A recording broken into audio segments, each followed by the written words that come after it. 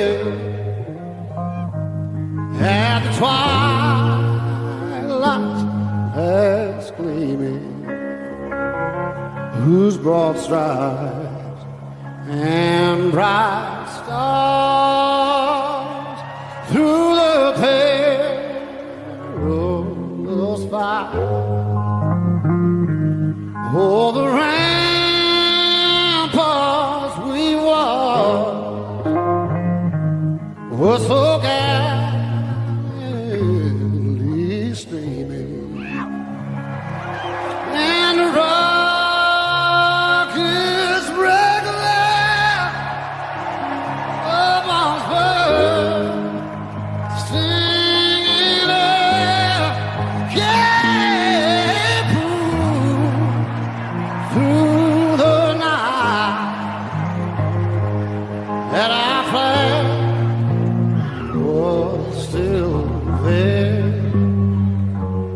Oh, say, does that star-spangled banner yet wave? Oh, the land of the free and the home of the brave.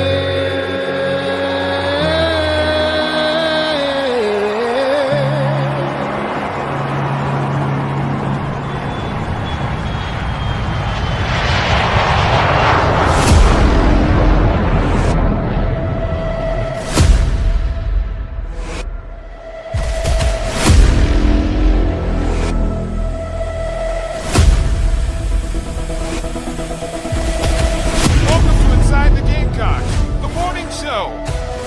Presented by the Barndominium Company and Resto Pros of the Midlands. Part of the Chief Sports Network. Go Gamecocks! He'll be fire on the mountain.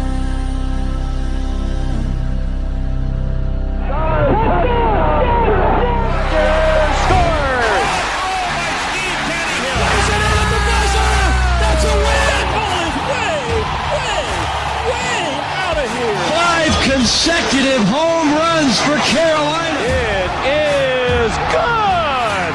It's on. He's in. Touchdown. With a throw to the plate. He's going to score.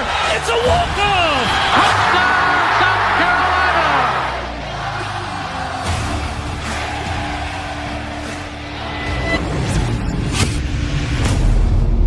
All right, greetings and good morning. Welcome aboard. Welcome home. Inside the Gamecocks The Morning Show, built by the Barn Doco and presented by our friends at Resto Pros, who are always there when you need them. Resto Pros Midlands, SC.com. Resto Pros of the Midlands. It is Gamecock owned and operated. So is the Barn Dominium Company, the Barn Doco, where you can go build your dream home in the Carolinas.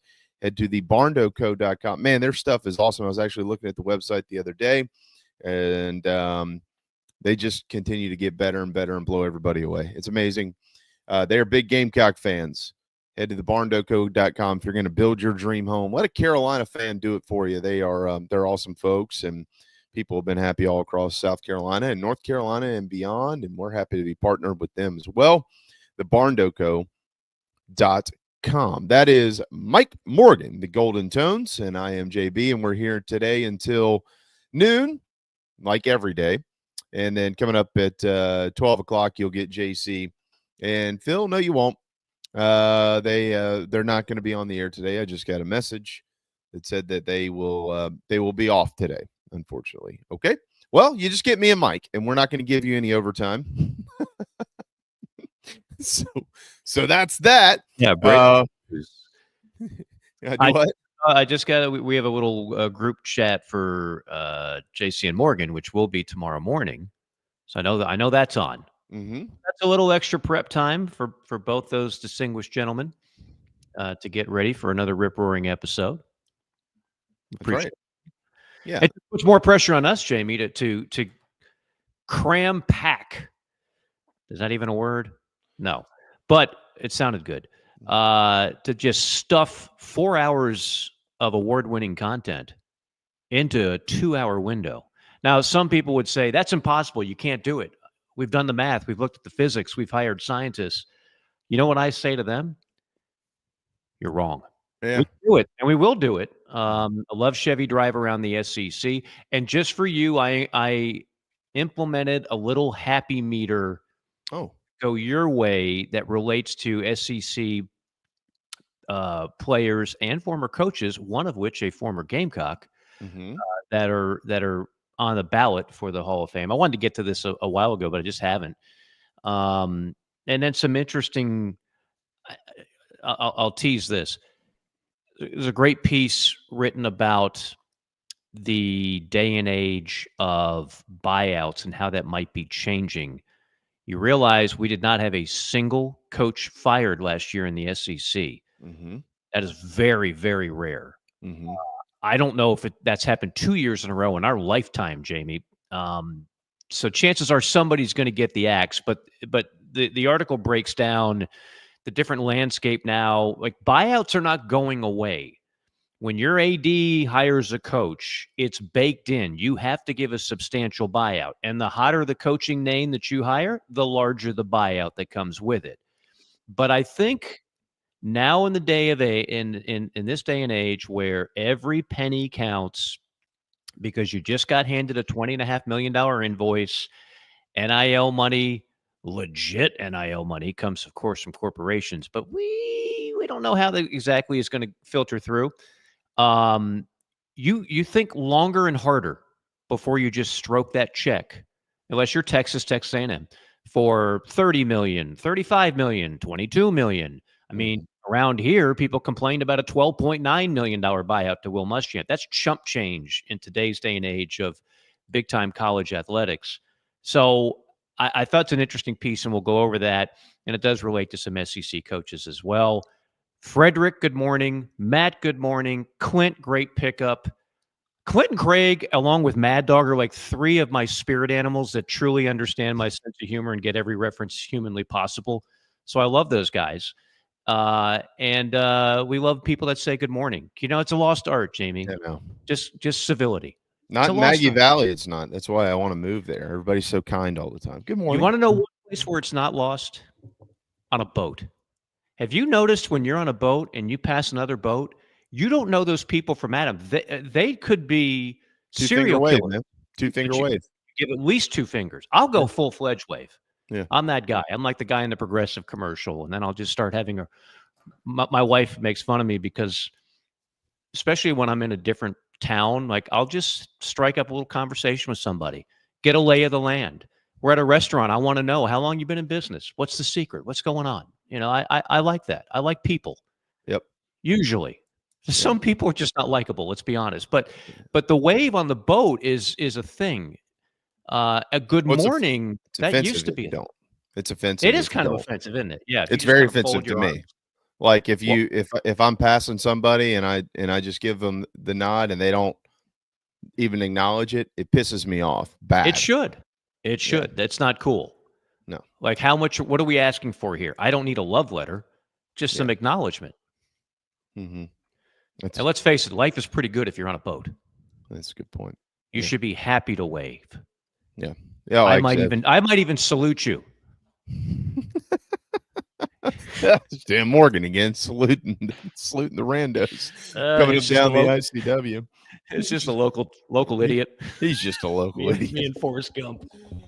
Well, I tell you what, you mentioned we'll cram as much today in as we can, and we've got Strick coming up, and we'll get into football with him. We will, by the way, follow the path of the Big Spur. They have begun their previews week to week throughout for the 12 weeks of the regular season for South Carolina. We'll take them a little bit more in depth. So we'll talk some Virginia Tech, Carolina coming up here in just a little bit. Mike mentioned we'll be perfect. We might be, but we won't be more perfect than Gage Wood was yesterday. That was, you just won't see it any better than that. It's 9, complete game, the no-hitter, the third one ever in the World Series. Mike, it was pointed out last night. It might have been Berkey or Kyle Peterson or one of those guys. It was the first one since the metal bat era was implemented. Yes, it's 1960. Yeah, so it's even more impressive. And in my opinion, the most impressive thing was the fact that he had the 19 strikeouts, right? And everybody's going, "Oh my gosh, that's unbelievable." While it is, he threw 83 of 119 pitches, 4 strikes. Yeah. Which means 70% of the time they were swinging, missing, or they were being called a strike. And, honestly, they almost had to have about every bit of that because Arkansas, as dandy as their offense has been throughout the season, it's not been that here in the College World Series just yet, at least. Hat tip to Murray State. What a season. Like, you got to Omaha, man. Like, wow. And you got no hit in Omaha, which to me adds to the story. I like, you'll never be forgotten, like you'll always be remembered, but you got there. But this Gage Wood performance was like, what, and he was that close to throwing a perfect game. Mike, that's the best of the best.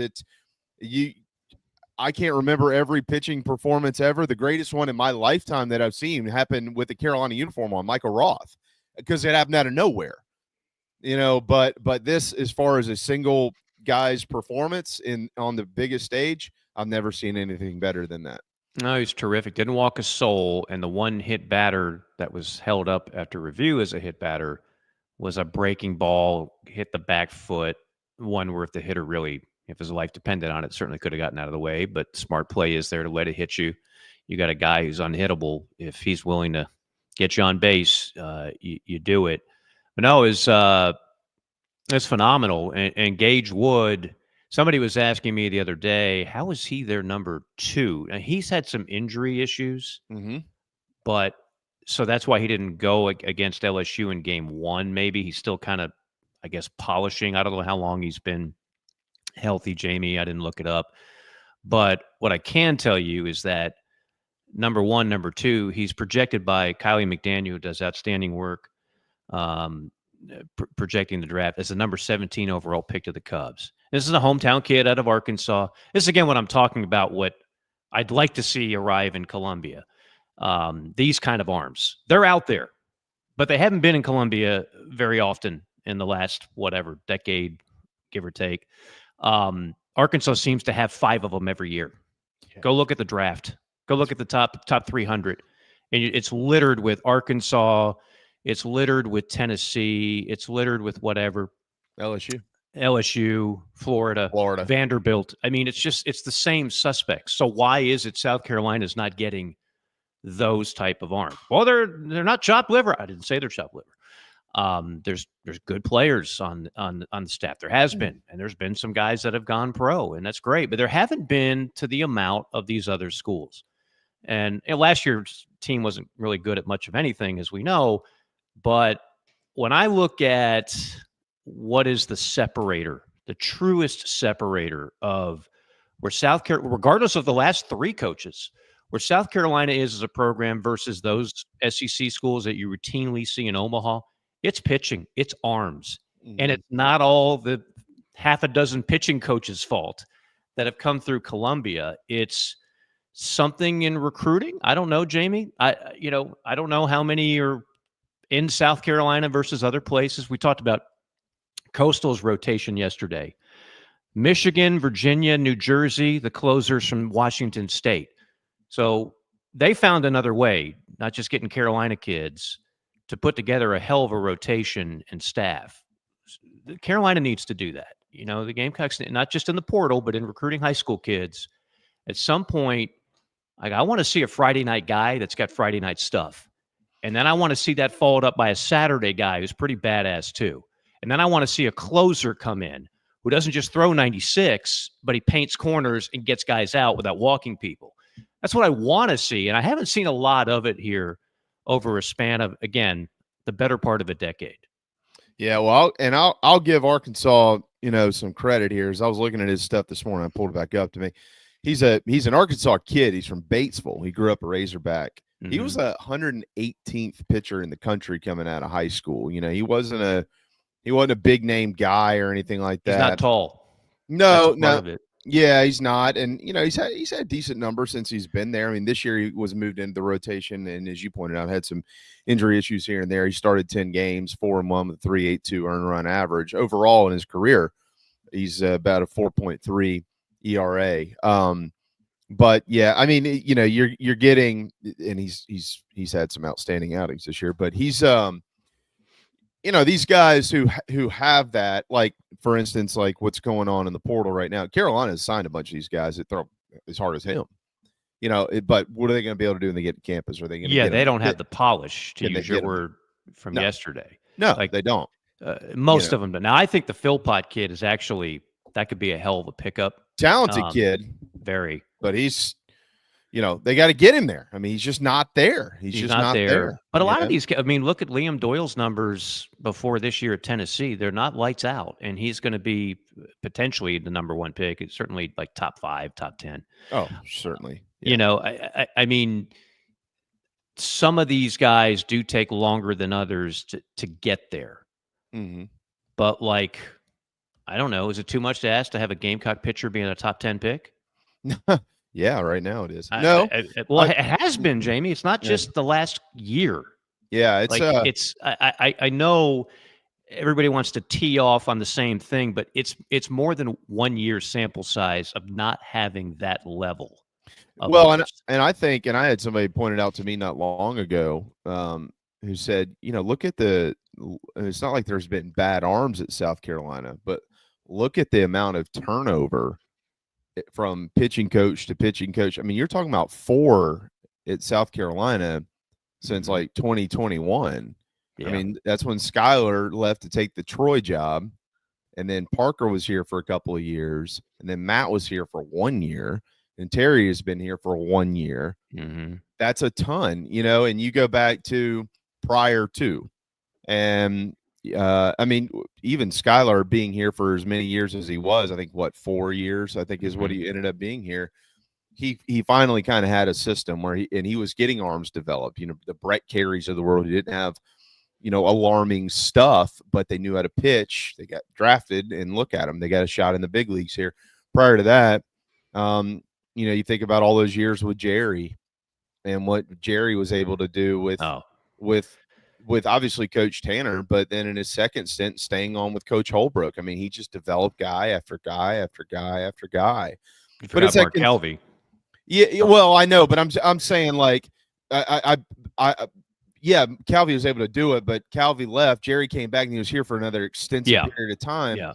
So when you're a pitcher, like, it'd be the same thing you and I, like, if we go to broadcasting school and we have 3 different instructors in 4 years, you're going to come out of there, sure, with a lot of knowledge, but are you going to really have your way of doing things? Or are you going to have 3 different versions of it? It's different if you have one guy who you're kind of working with. Y'all get comfortable with each other. You understand each other. It's a sixth sense almost. And I think that's a big part of it. Now, I will say that this past year, I was, without going all the way down the rabbit hole, like you were saying, and I won't do that, this was not good.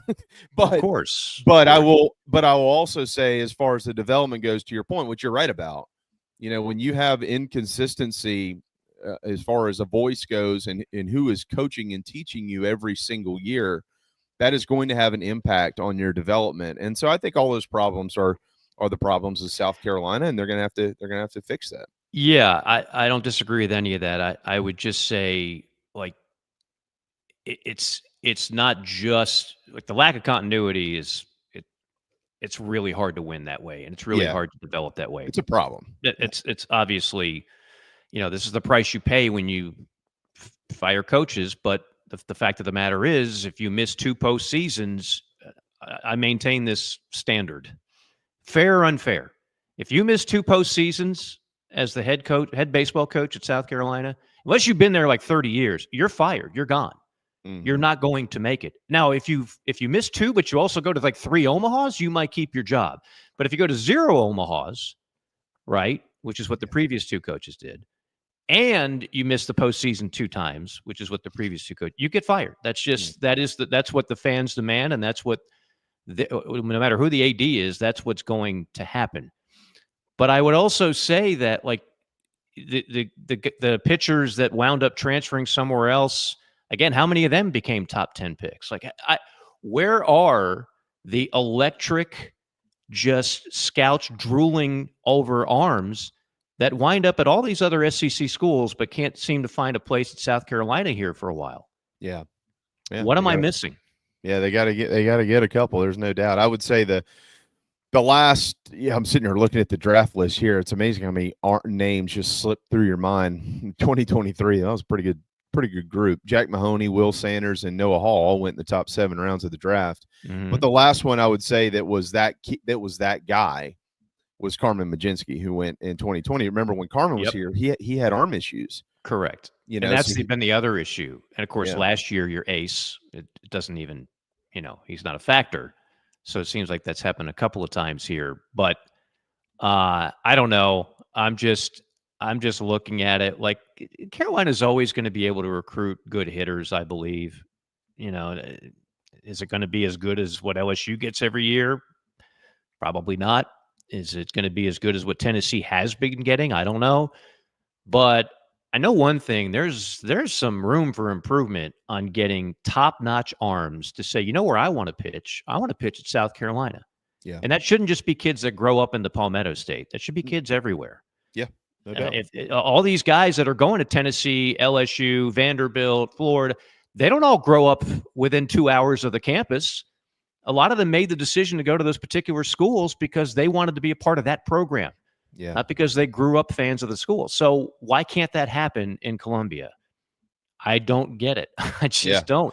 And look, even if you go back to the 2 title teams, I mean, they're winning without guys necessarily that have true, just ridiculous stuff, like first-round stuff.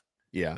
We know this. Roth and Price and other, they did it with smoke and mirror. Ray Tanner will tell you, like, I look back, he'll say, I'm talking for him now. I look back at those years that we kept going to Omaha, and we didn't have guys that lit up the radar gun. We didn't have, and proof that you can do it that way. But it wouldn't be nice if you had a couple guys where scouts are sitting there every game at Founders Park. Just one where they're sitting there at Founders Park going, geez, I don't know. Either he's going to be top 5 or top 10. I haven't made up my mind yet. Like, that would be nice to see in Columbia at some point. Yeah, there's no doubt though.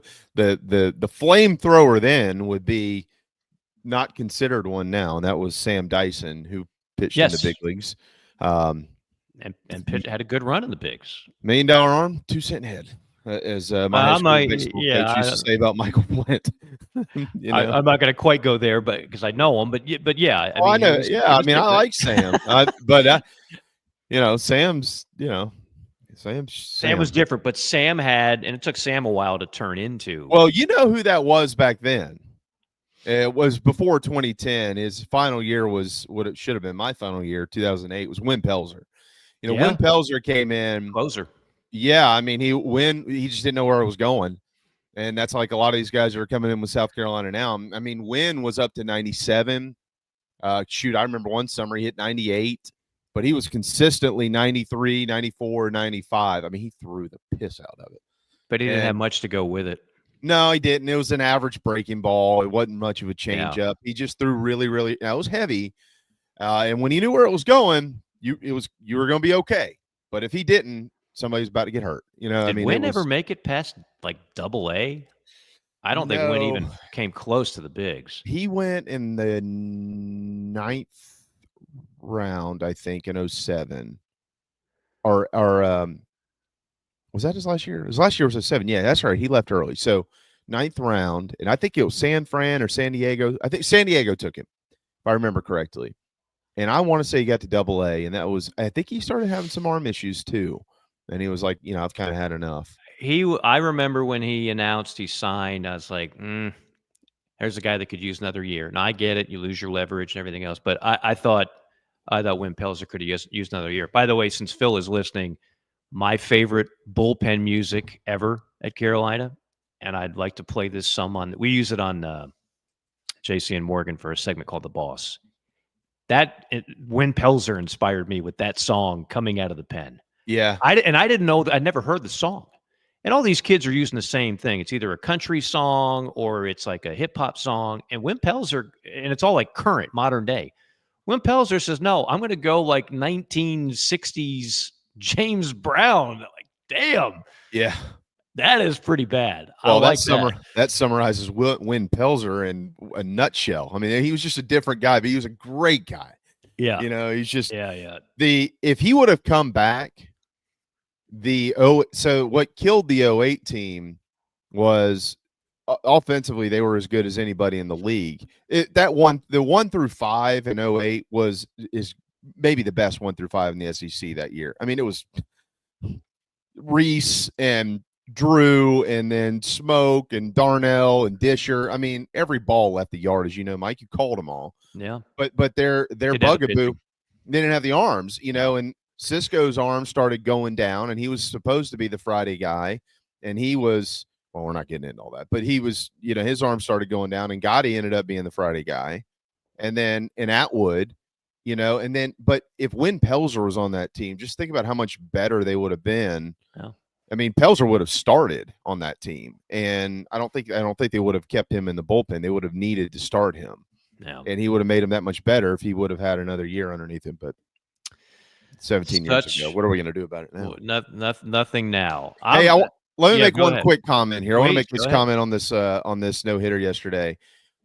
Hat tip to Dave Van Horn, because we just saw this in the postseason where a kid had a no-no going and they pulled him out of the game because of pitch count. Yeah. And that I don't know if it crossed Dave Van Horn's mind. I would imagine if he gave up a hit, they probably would have gone and gotten him. I would imagine if he gave up a hit, they would have probably gone and gotten him, especially if it was up there around the 100 pitch mark. You know what I mean?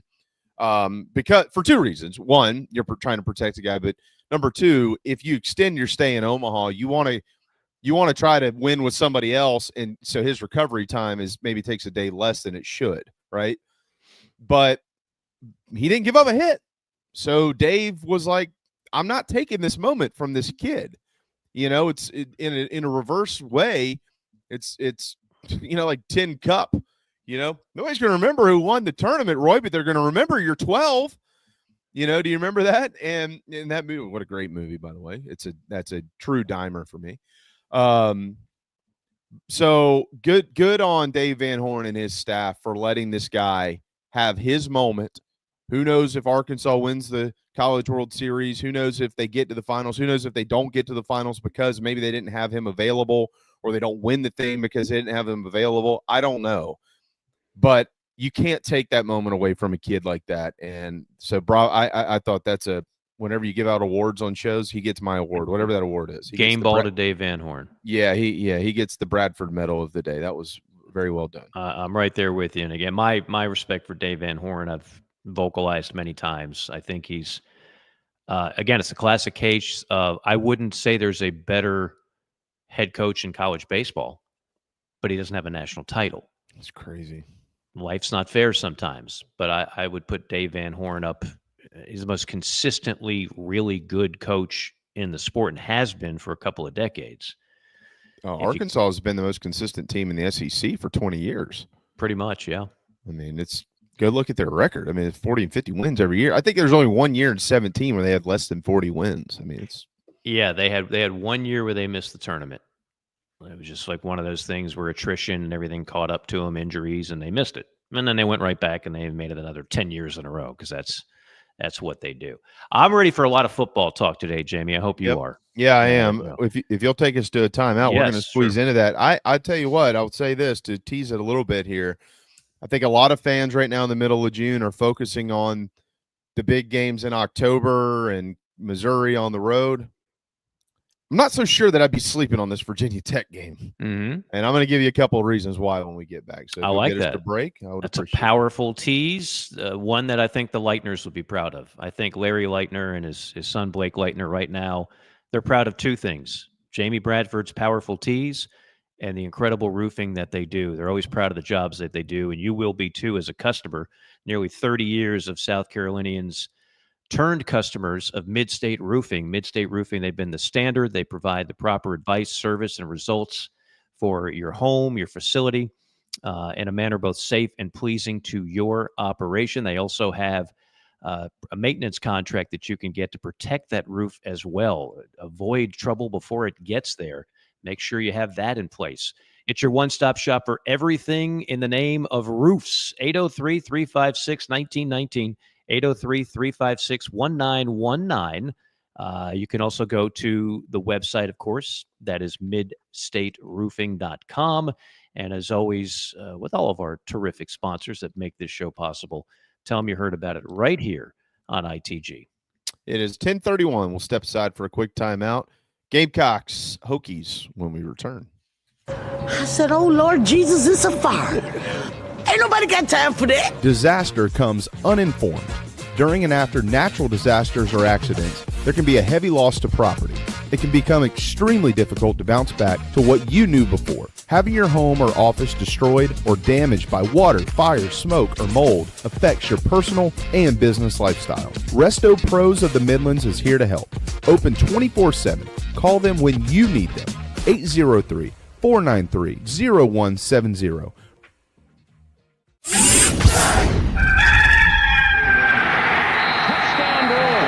Set up the screen, and it goes to Brewer. 20, 15, 10, 5. Touchdown, Brewer. His second of the day. Pitches it to Brewer. Turns the corner. Touchdown, number 3 of the afternoon. Hey, folks, it's Mike Morgan for Ryan Brewer Fence. That's right. You know the former Gamecock legend as a terrific college football player. Well, I know him as that, too. I also know him as the guy that runs a great business, one of the best businesses in South Carolina. How do I know that? Well, for one, I'm actually a client of Ryan's. I had my home in Columbia done years ago, and his crew did an outstanding job, just as he does for everybody else. Whether you're in the market for a fence, railings, columns, or anything in between, their craftsmanship, their experience, and service, second to none. Ryan Brewer Fence has over 15 years of experience with consultation and installation of residential and commercial fencing and railings. Rest assured your job will be done with an unparalleled level of expertise, and it's done on time, and they do it right the first time. Again, you're not going to do any better than Ryan Brewer. Ryan Brewer Fence. The website is ryanbrewer.net. Set up an appointment today. Tell them Mike sent you. Oh, man. The building is on fire. Emergencies and accidents happen. When you're in the middle of a fire or water event, all you want is for things to return to normal as soon as possible. Resto Pros of the Midlands is with you, guiding you through the process and working with you to get your home or office back in working order. They'll answer your questions, discuss procedures, and can act as your advocate when it comes to processing your insurance claim. Resto Pros Midlands SC.com. Open 24/7 when you need them. Quality that is guaranteed. Welcome to SEC Sunday Night, part of the Chief Sports Network. Debuting Sunday, June 1st at 8 p.m. on the Chief Sports app and the Chief Sports YouTube page. Hosted by Rob Williams and Craig McMichael, SEC Sunday Night will feature the conversations, have the information, and host the guests that make this storied conference great. Join us June 1st for SEC Sunday Night on the Chief Sports Network. Welcome to Dry Space Crawl Space Solutions. Basement crawl space encapsulation designed for your specific needs. Your crawl space can be susceptible to all sorts of issues, including moisture buildup, mold growth, and structural damage if not cared for properly. Let our trained experts provide basement crawl space encapsulation solutions to protect your home, improve air quality, and enhance energy efficiency. Schedule your consultation today for a safer, healthier space at dryspacecs.com. Dry Space Crawl Space Solutions, proud supporters of your South Carolina Gamecocks. Happy summer from the Barn Dominium Company, where they are building dream homes all across the Carolinas.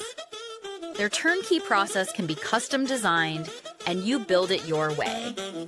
Make your dream a reality. Visit thebarndominiumco.com. That's thebarndominiumco.com for floor plans, photo galleries, locations, and to learn more about us. Gamecock owned and operated.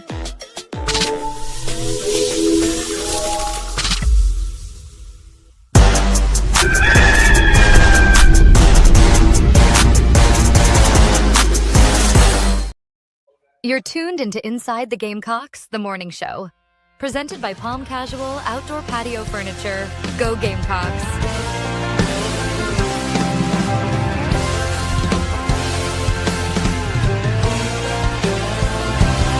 We say our prayers, sing them to the sky. Bust our bags, barely getting by. Carolina to California, up to Illinois. Yeah, there's guys like us. Yeah, there's guys like us. Blue collar boys. It's another South Carolina defense score. Blue collar boys. Reed's in the pocket, and so is Carolina. Here goes Alloway inside the 10. A huge play for the Gamecocks. Oh, hurt me. Boom. This place has gone nuts. Lenore Sellers going left side. Touchdown.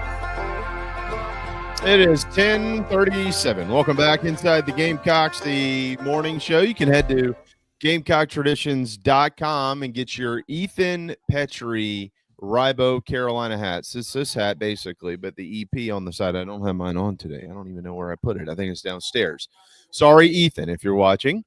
But those are pretty spectacular. There's always something new in Gamecock Traditions, and you can, if you're going through the dresser this year, going through the closet, and you realize you need something for the 2025 season, you might want to start browsing around.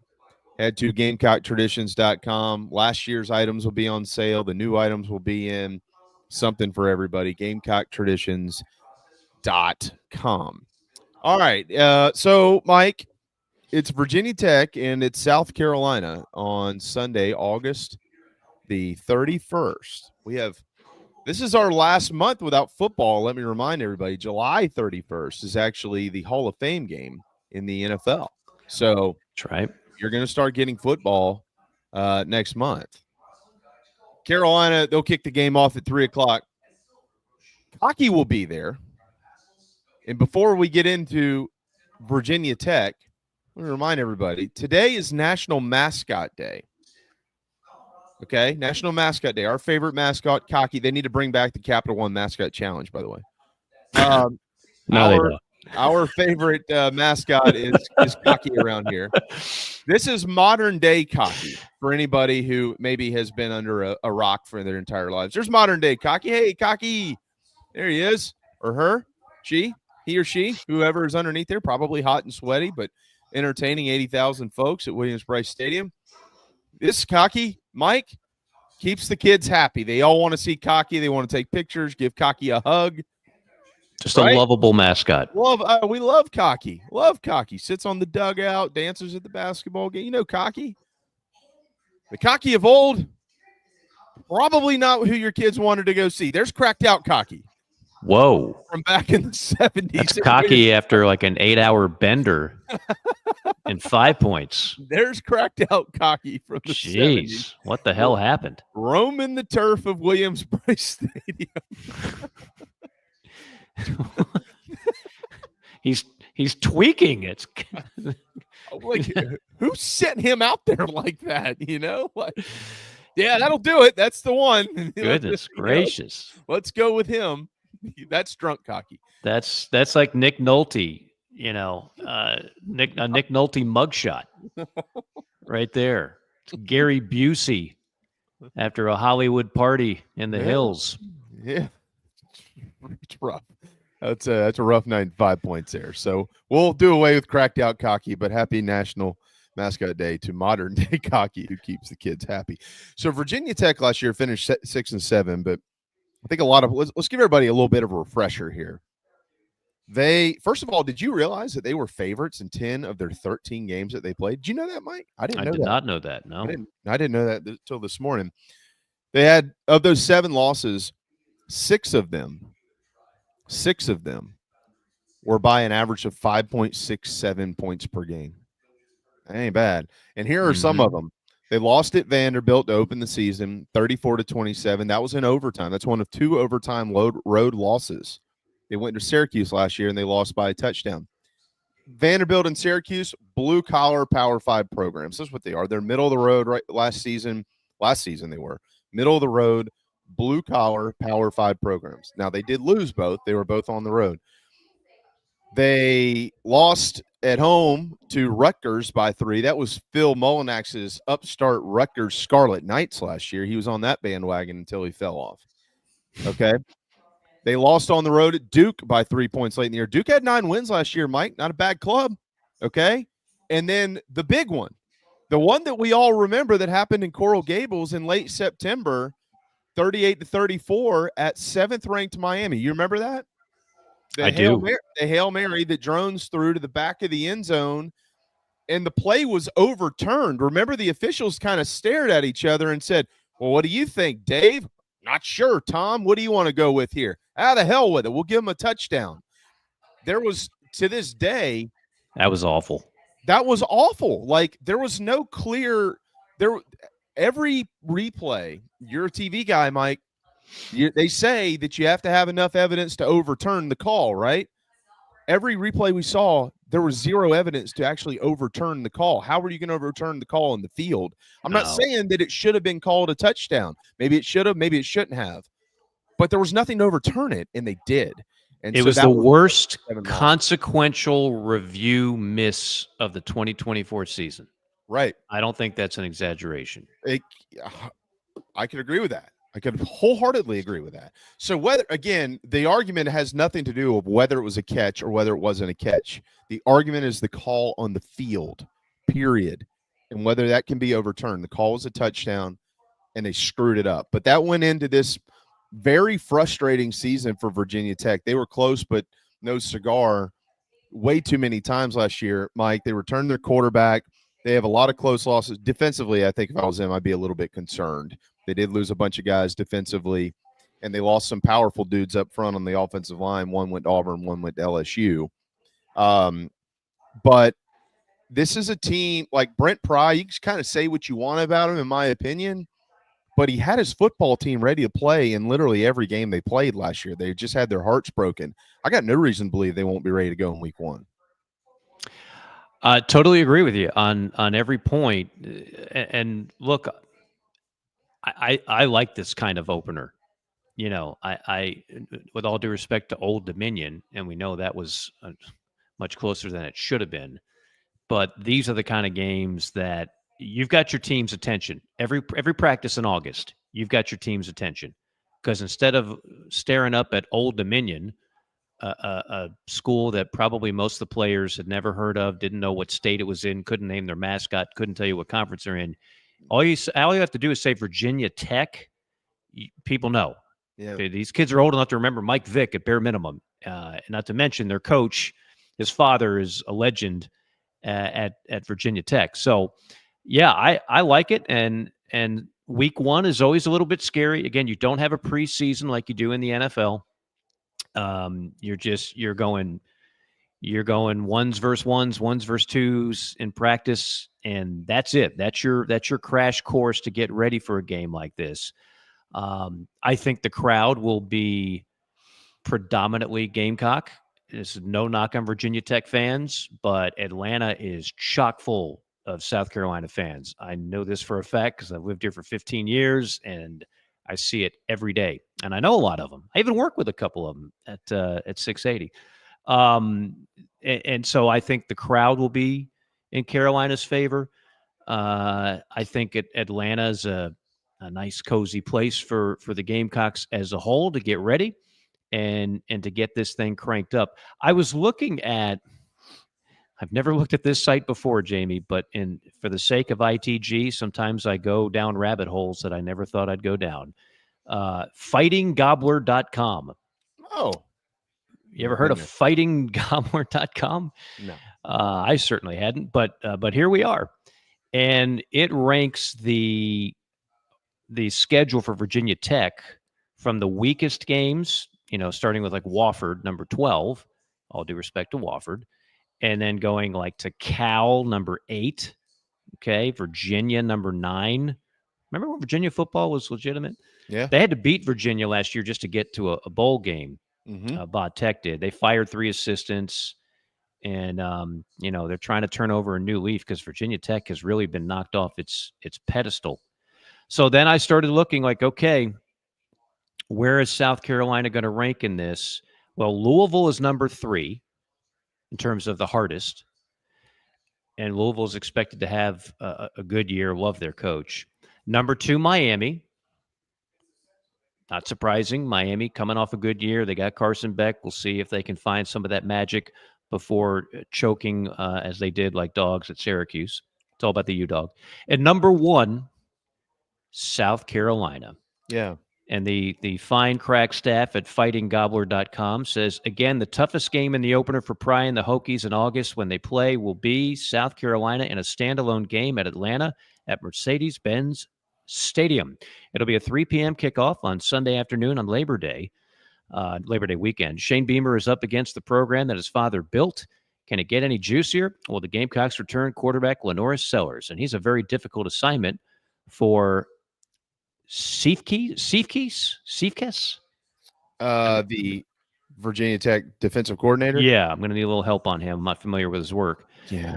Currently, Virginia Tech is a big underdog, but a win over South Carolina quickly changes the narrative going into the season and would be just what Pry needs. Of course, talking about head coach Brent Pry, who's on a little bit of a hot seat right now over there in Blacksburg. But yeah, they've got that. In addition to an 8-game conference slate, they believe this will be the most difficult. That's obviously not the case for Carolina. This wouldn't even rank in the top 5. But for Virginia Tech, this is their, if we can beat these guys, we can beat anybody on our schedule. Let me make a couple of points on that. One, against the spread last year in non-cons, Virginia Tech was 1-4 against it. South Carolina is a non-con. They're 9.5-point underdogs. So let's hope that holds if you're a Carolina fan. Okay. Number 2, Shane Beamer, and you and I are both fans of Shane Beamer, the coach, Shane Beamer, the person. Shane Beamer, the opener, has been a little rough around the edges since he's been at South Carolina. That's got to get corrected in a hurry. I can't sit here and say that this will be the most difficult opener that they've played. I think North Carolina and Charlotte 2023 probably would be that, if you ask me, when you compare all of them. But they didn't look good in last year's opener. In 2022, quite frankly, they didn't look good against Georgia State and Sean Elliott, even though the score might not indicate that. It wasn't a pretty football game. And in 2021, his first game ever, while they beat Eastern Illinois 46-0, it was an ugly game. Let's just be honest. If anybody goes back and actually remembers what happened that night, a bunch of defensive scores that made it look that way. Offensively, they were a train wreck. None of those years had Lenoris Sellers as this version of Lenoris Sellers. You did have him last year, but that was his first start. So let's put that on the shelf, as I just mentioned with the other thing. To your point on the ranking from, I'm sorry, what was it? Gobbler's Knob? Oh, geez, Jamie. I think that's a different site altogether. No, I think you have to be 18 to view that one. Gobbler's Knob is where the little rat comes out in February for the Groundhog Day. That's called Gobbler's Knob? Gobbler's Knob, right? Oh, okay. Yeah, it's Gobbler's Knob. Oh, yeah. Who knew? Hey, this one is fightinggobbler.com. It's a JC. My head didn't go there. All right. Fighting. What was it? Fighting what? Gobbler. Fightinggobbler.com. Fightinggobbler.com. Ask for it by name. Let me ask you this question. I'm going to give it. Let me give you the schedule. You got the Gamecocks. You got Vandy, neutral site, South Carolina. Vandy at home. Old Dominion at home. Wofford at home. At NC State. Wake Forest. At Georgia Tech. Cal. Louisville. At Florida State. Miami. At Virginia. So you can argue the last 4 games there. That game at Georgia Tech, I would say, has got a chance to be pretty difficult. Let me read this one more time. In addition to South Carolina, just to be clear, you'll know where I'm going with this. Vanderbilt, Old Dominion, Wofford, all at home. At NC State, Wake at home. At Georgia Tech, Cal, Louisville at home.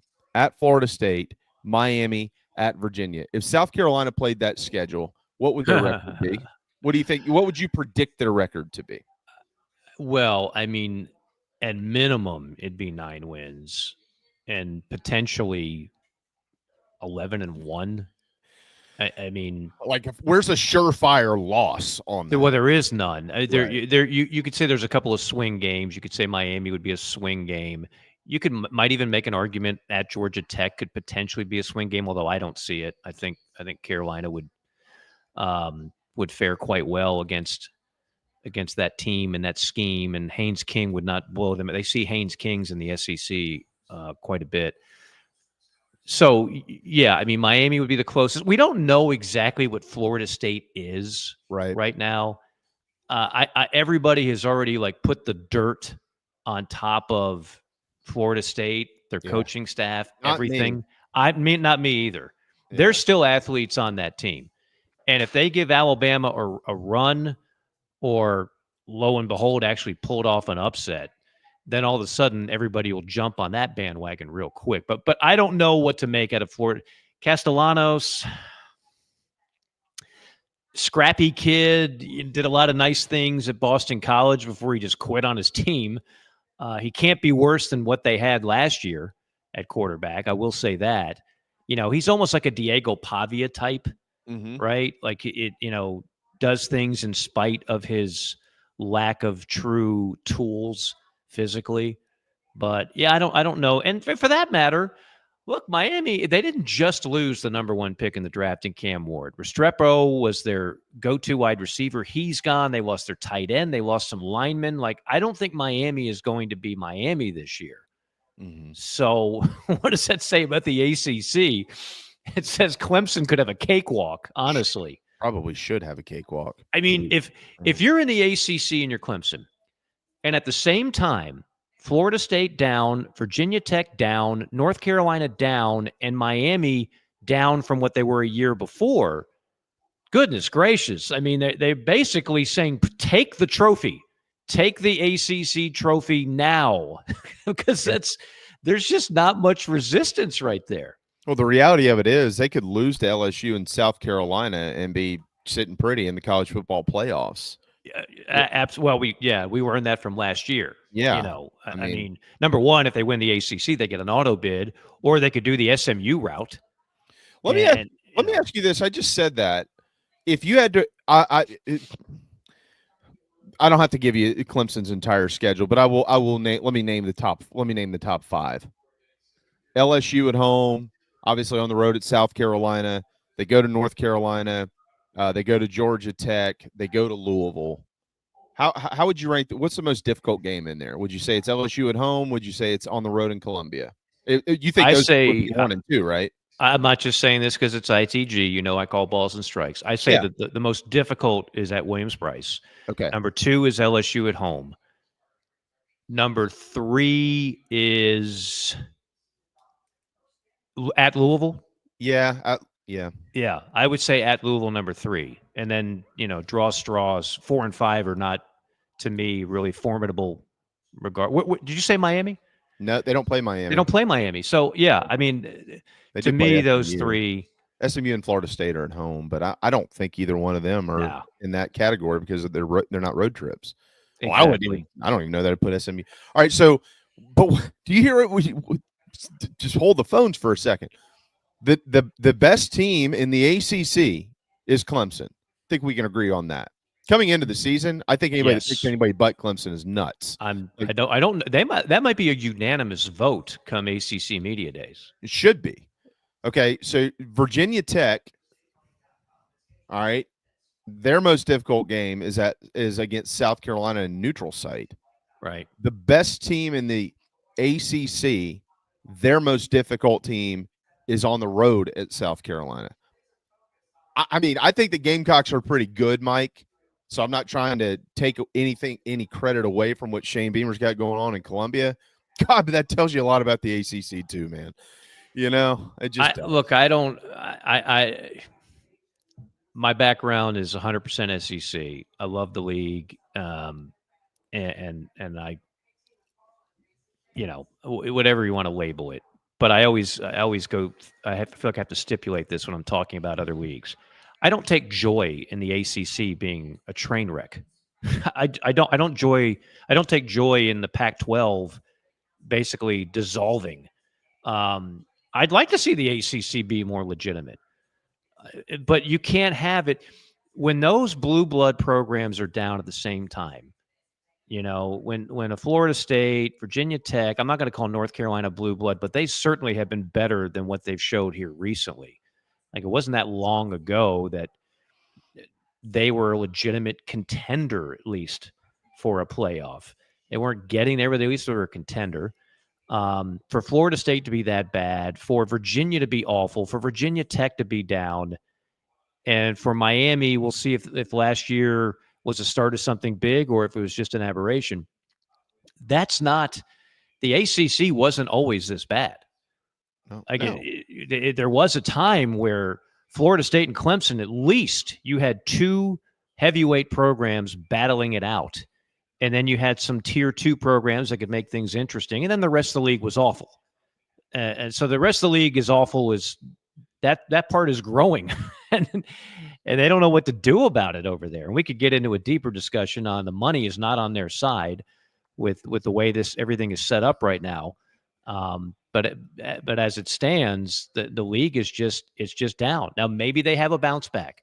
Maybe Louisville becomes one of the best stories in college football. Maybe Georgia Tech can actually be a legitimate contender for something other than just being aw shucks, that's a nice story. They pulled off an upset.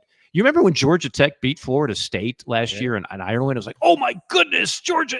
That was an awful Florida State team. Yeah. Awful. And Georgia Tech barely won it on a neutral field in front of a bunch of Irishmen. The league it's just not there right now. The SEC and Big Ten are running laps around that conference, but maybe they can turn it around. They had a rough basketball season. They had a decent baseball season, but it's been a rough couple of years over there in the Atlantic Coast Conference. Now what is it? Almost Coastal Conference? All Coast Conference? All Coast Conference, yeah. All Coast Conference with the additions of Stanford, Cal, both of whom added virtually nothing.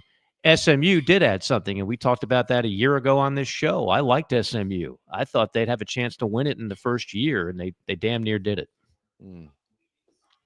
It's a terrible league. We could be looking at the game of the year being in October, SMU at Clemson. Maybe. But yeah. I don't know if Clemson and Miami don't play.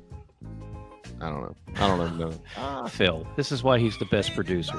Yeah, he got some sleep last night. He's on his game. This is outstanding. But the other thing is,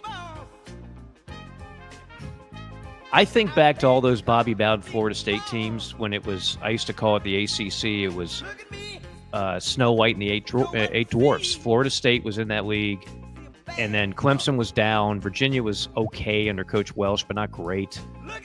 Virginia Tech had not reached the high years of Mike Vick and Frank Beamer and company yet, and it was just awful. Wake bad, Duke bad, North Carolina bad. But I thought that worked to their advantage. They barely had to break a sweat, Jamie. Yeah, and that's, I think, we're kind of dancing around it, but we might be unintentionally hitting on it. That helps Clemson in my mind. Sure. I mean, this is not excuses or whatever else. At the end of the day, they play each other, and that'll be settled on the field as it was last year at Death Valley. Carolina was the better team. But it is an easier deal when you only have to really worry about a couple of games a year. Now, somebody might say, well, Mike, they did go to Duke and get spanked. Yeah. I don't know how that happens, but they did. You're right. But they shouldn't. With that level of talent this year, they should have to break a sweat a couple of times, and the rest of the time, put her on cruise control and get ready for a couple of matchups, including one at Williams-Brice. I'll leave this on the South Carolina-Virginia Tech topic or conversation. There will be a Gamecock in there not wearing garnet and black. He'll be more in the orange and maroon. And his name is the great Brandon Bennett. Braden, his son, who played at Coastal, transferred. He is one of the running backs now for the Hokies. And he's helped. So I know that'll hurt Brandon. I do think he was a little sour. South Carolina didn't recruit his son. It's okay. You can't recruit everybody. That should be sour when their alma mater doesn't recruit their son. I get it. I got it. Makes sense. I love give Brandon. it to Bennett and he scores. Yeah. Larry Munson's call of that play. I Classic. love Brandon Bennett. Like he's cool. What's guy. not to love? He was a hell of a player. Yeah, he's a great guy. He's a great guy. But that'll be an interesting day for him. So maybe we'll get him on for that ball game. But anyways, that'd be great. I wouldn't sleep on this game. They're going to be ready to go. South Carolina generally takes some time to kind of warm up, and they're going to probably need to.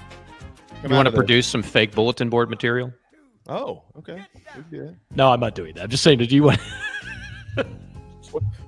What you got? No, I'm not doing that.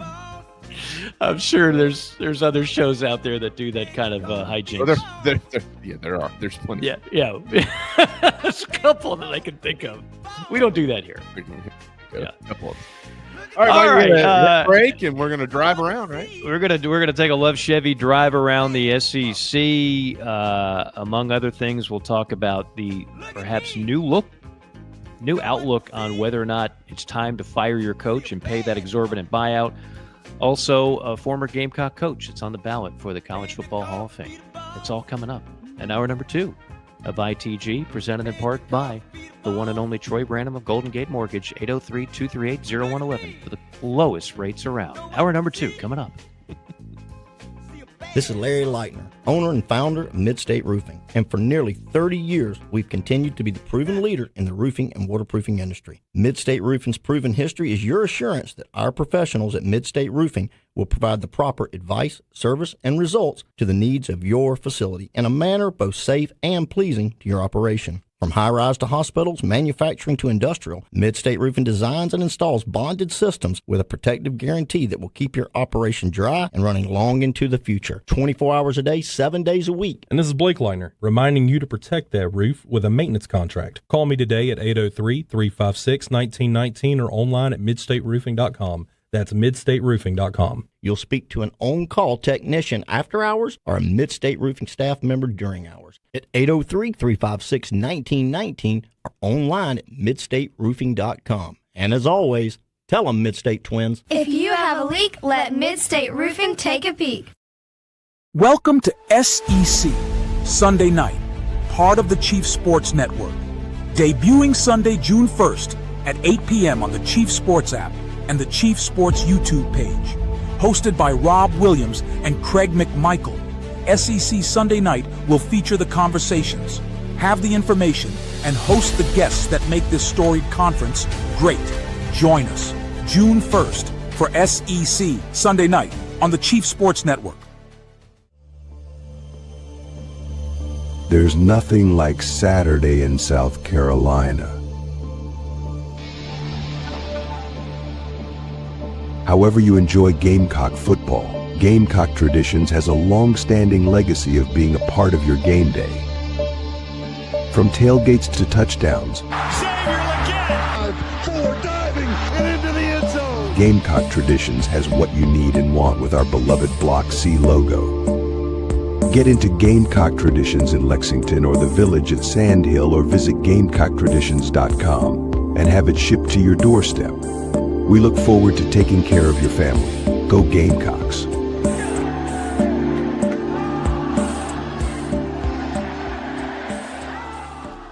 Nana's Porch presents a Southern staple delivered right to your doorstep.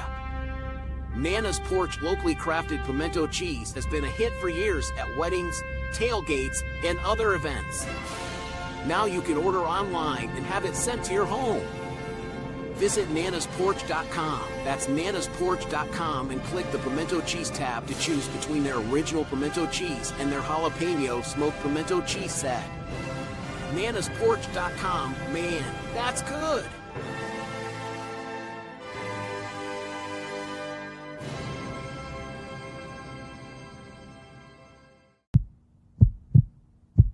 The season rolls on at Love Chevrolet, where the inventory is overflowing and the deals are in full bloom.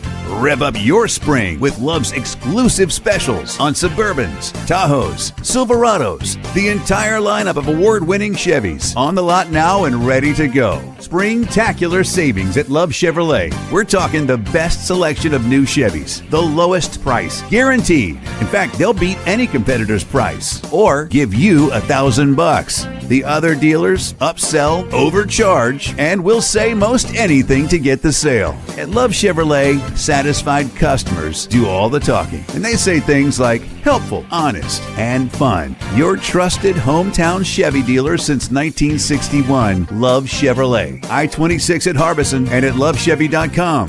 Together, let's drive.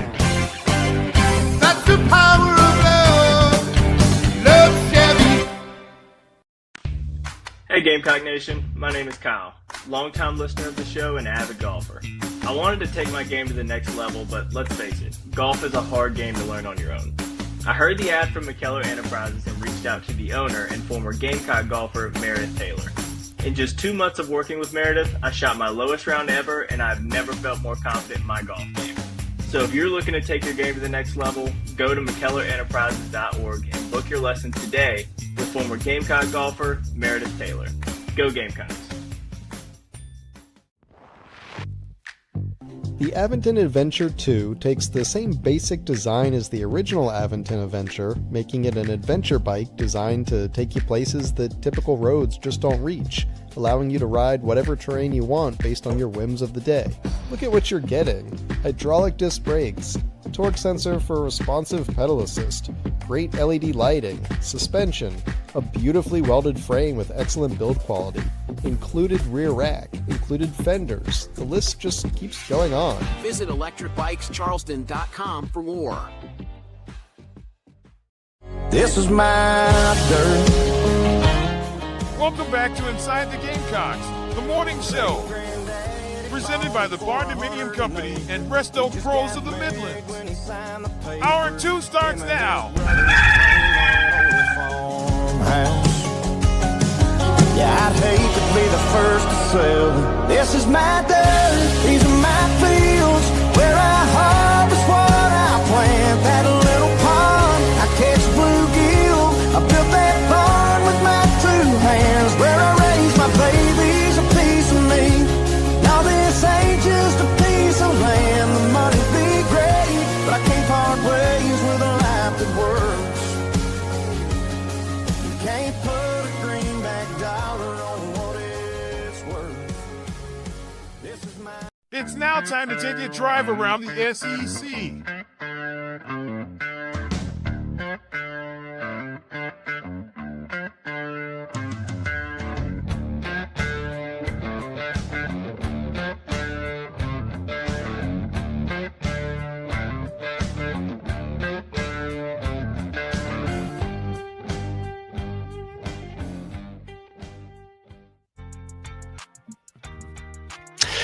All right, welcome back. Hour number 2, ITG. Mike and Jamie with you up until about noon. John Strickland coming up later on. JC and the Mad Dog off today. They'll be back tomorrow with you. So this is it. Get your fix right now. Squeeze it in while you can for another hour before we sign off today.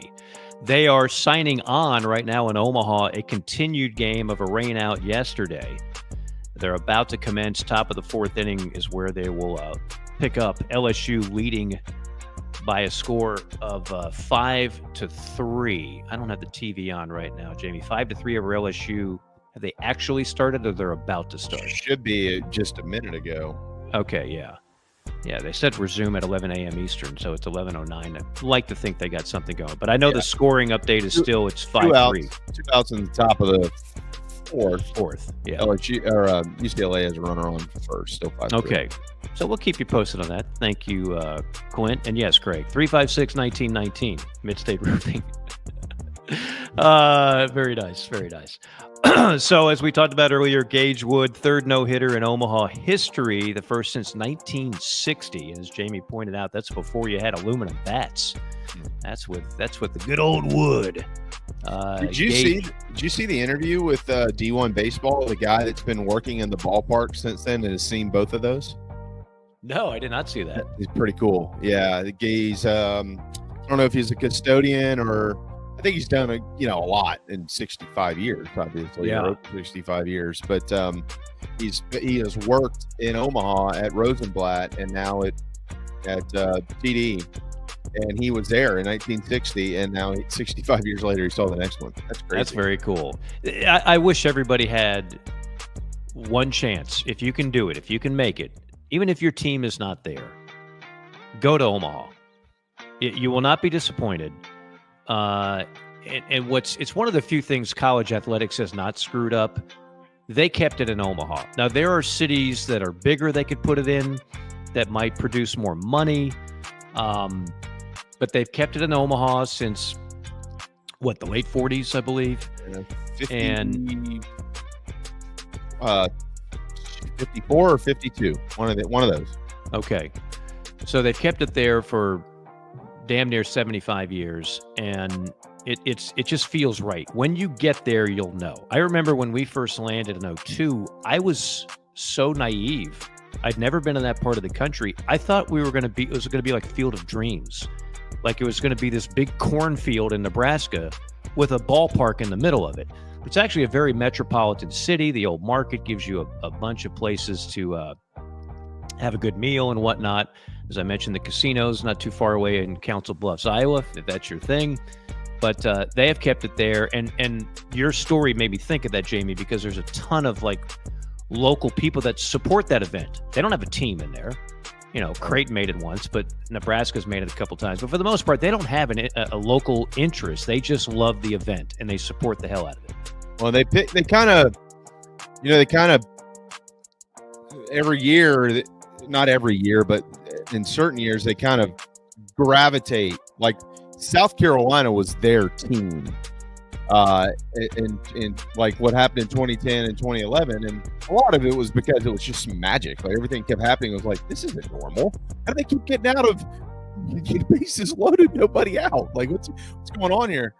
But even like when 02, 03, 04, when y'all were there, they developed a lot of Gamecock fans. It was just a fun team to watch play. I'll tell you what didn't hurt. The TV coverage. 02, 03, and 04, they fell in love with a couple of players' girlfriends, some of them now wives, like Landon Powell's wife. Yeah, Allie. and kept showing obligatory shots of them on TV wearing Cox shirts and everything else. Gained a lot of fans with those shots. Good work by the director. You do certain things sell. Bottom line. Did you know that there is a I don't know if you call it a restaurant, but a grill right outside of Rosenblatt or TD Ameritrade that is named Zesto? Yeah, of course. Yeah. That's been there for a while. Yeah. I don't think it's related to the one in South Carolina. It's not. I think they stole it from Columbia because everything comes from South Carolina. Everything comes from Columbia, one way or another. So LSU, Arkansas, and again,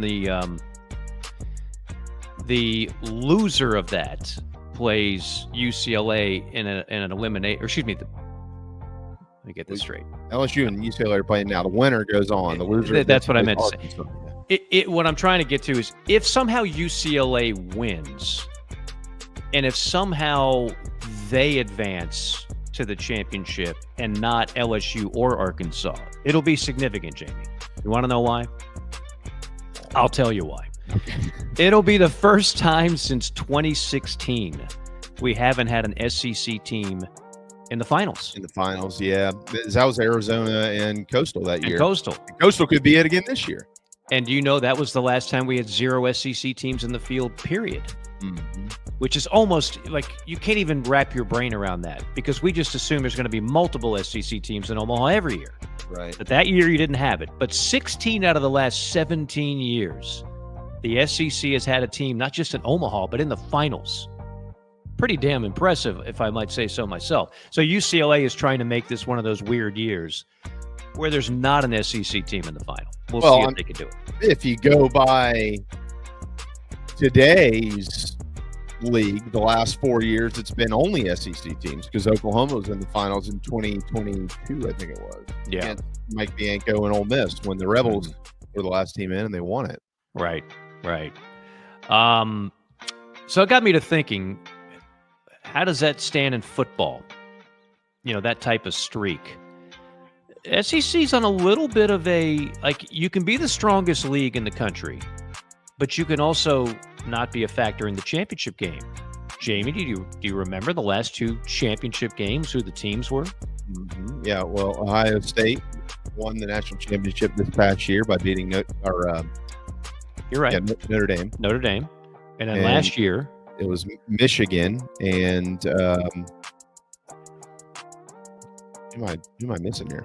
It's easy to forget, isn't it? Washington. And Washington, yeah. Yeah. It's easy to forget that the Huskies. Well, I knew. I was like, wait a second. It wasn't one of the powers. Who is it? No. So it was now the Big Ten Conference, the Washington Huskies. So the last 2 years, we have not had a team from the SEC in the championship game. The last time we went back-to-back years without a team in the championship game, 2014, 2015.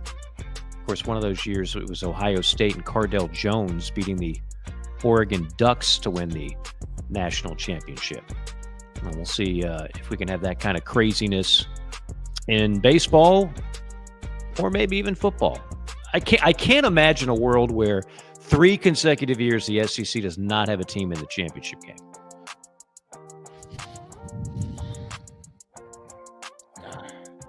I don't know what to think anymore. I'll be honest with you. This is going to be a little deep for this conversation. I'm a little concerned about the SEC right now on a lot of fronts. Not just football. They've got so much money.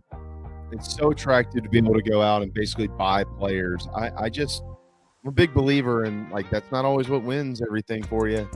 And I don't know that the SEC is doing itself a service by just cycling players in every single year.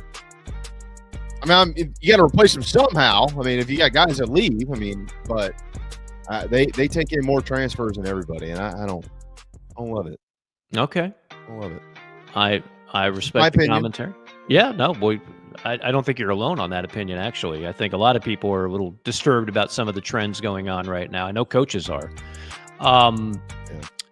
So this is from our pal Connor O'Gara of Saturday Down South, talking about the new day and age of what is the future of buyouts, big buyouts in college football. And he poses the question, are they over? And then immediately says, nope, not if you've been paying attention. Now, last year is one of the few years the SEC did not have a coaching change. Mm-hmm. It was the first time since the 2018 season that has happened, okay? There wasn't a single 8-figure buyout to a head coach that was fired in 2024. Neil Brown of West Virginia and Ryan Walters of Purdue, they led the way for $9.8 million and $9.6 million.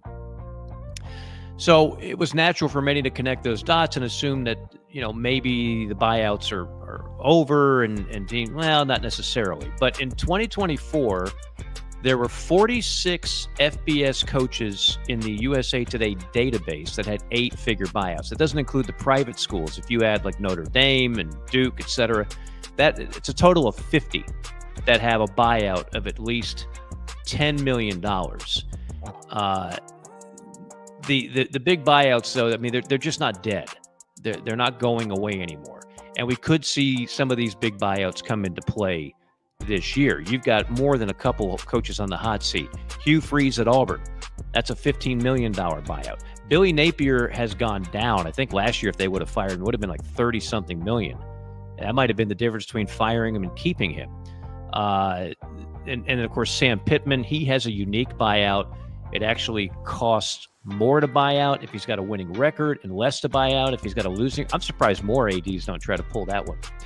So many of the hot seat coaches entering 2024 got themselves off the hot seat.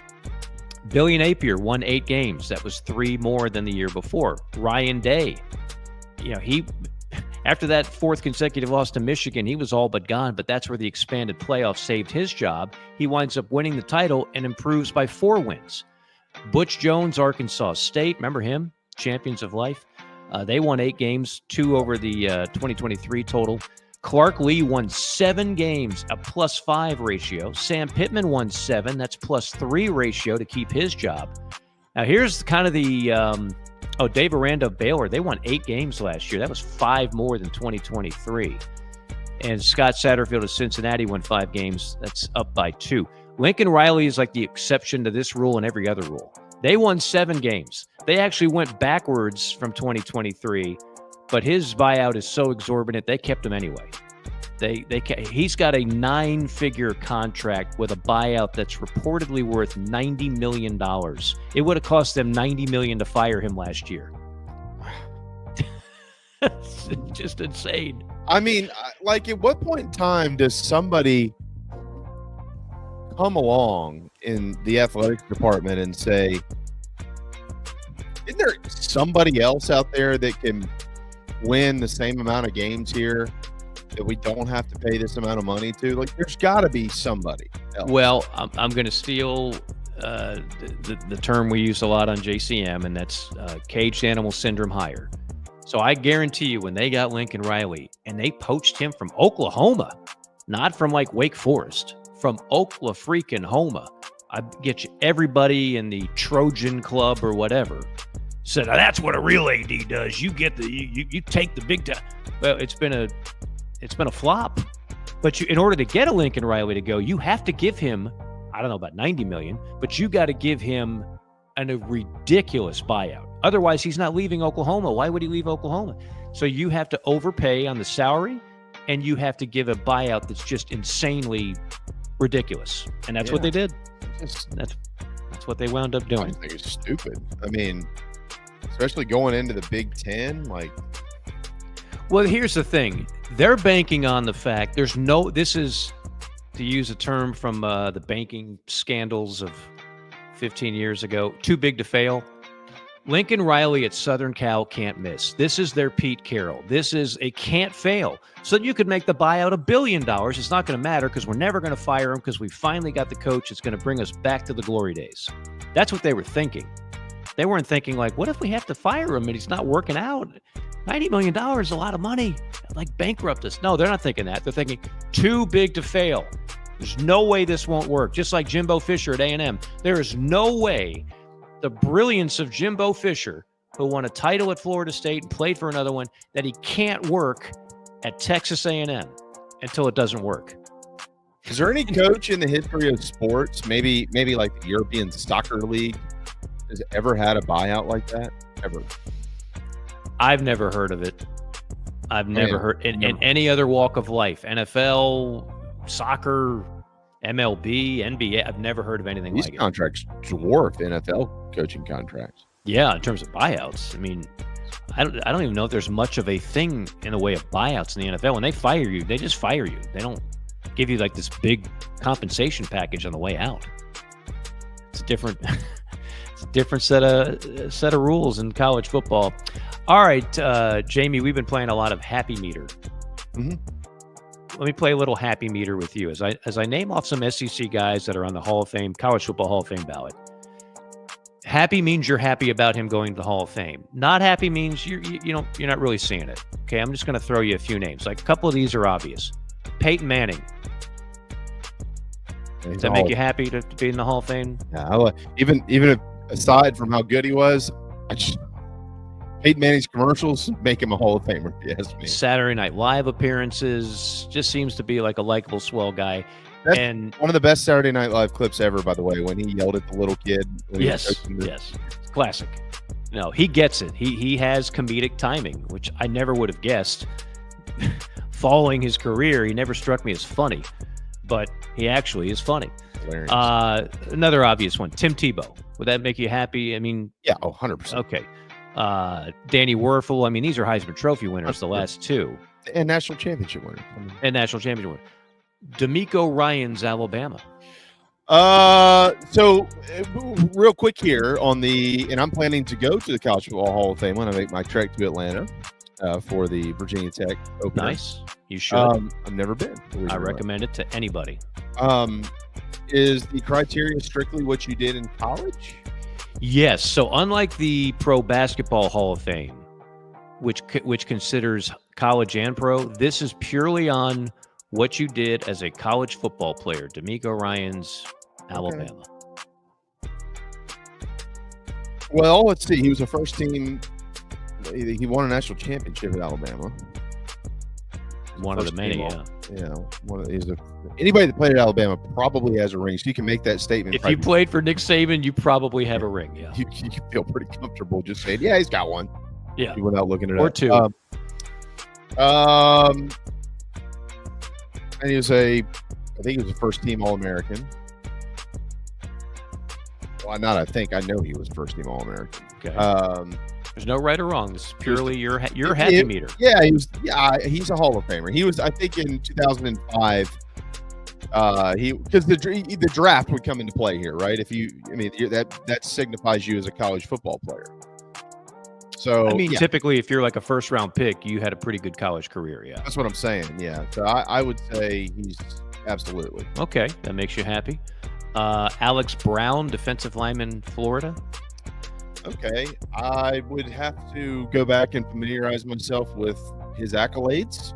It's okay to hit the pass button if you want. Yeah, off the top, I would say, because I'm not as familiar with that, I would say on a 1 to 5, I'm going to go with like a 2.5. Okay, that's fair. That's fair. Randall Cobb, Kentucky. These are in or they're on the ballot? They're on the ballot. Okay. So your happy meter could help push this over the top. People right now with ballots are like, I want to know what Jamie Bradford says about Randall Cobb. He's around 2.5 as well for me. But he was electric. He was pretty damn electric. Yeah, let me bump him a little bit. I'll go, because if he was at Alabama, he'd probably be like a sure. Oh gosh, yes. He'd be sitting on titles. Yeah, let me go around like a 4 for him. All right. I could see him getting in. Garrison Hurst, running back, Georgia. Yeah, man. Let me help you out on this. He's in. He's unanimous first team All-American. Finished third in the Heisman Trophy in '92. Yeah, one of the best. I don't know how you not get in. Josh Heupel, the quarterback at Oklahoma, not the coach at Tennessee. Yeah, his numbers were insane. First team All-American, consensus 2000, Heisman Trophy runner-up. So we're putting it. We're happy about him. Yeah. Mark Ingram, Alabama running back, first team All-American, Heisman Trophy winner in. Cam Newton 100%. In. Richard Seymour, South Carolina ties right there. Yep. He was Georgia. First team All-American at Georgia in 2000, helped the Dogs to 4 straight bowl wins and top 20 rankings. Yeah, remember watching him play in Williams-Brice that year, his final year.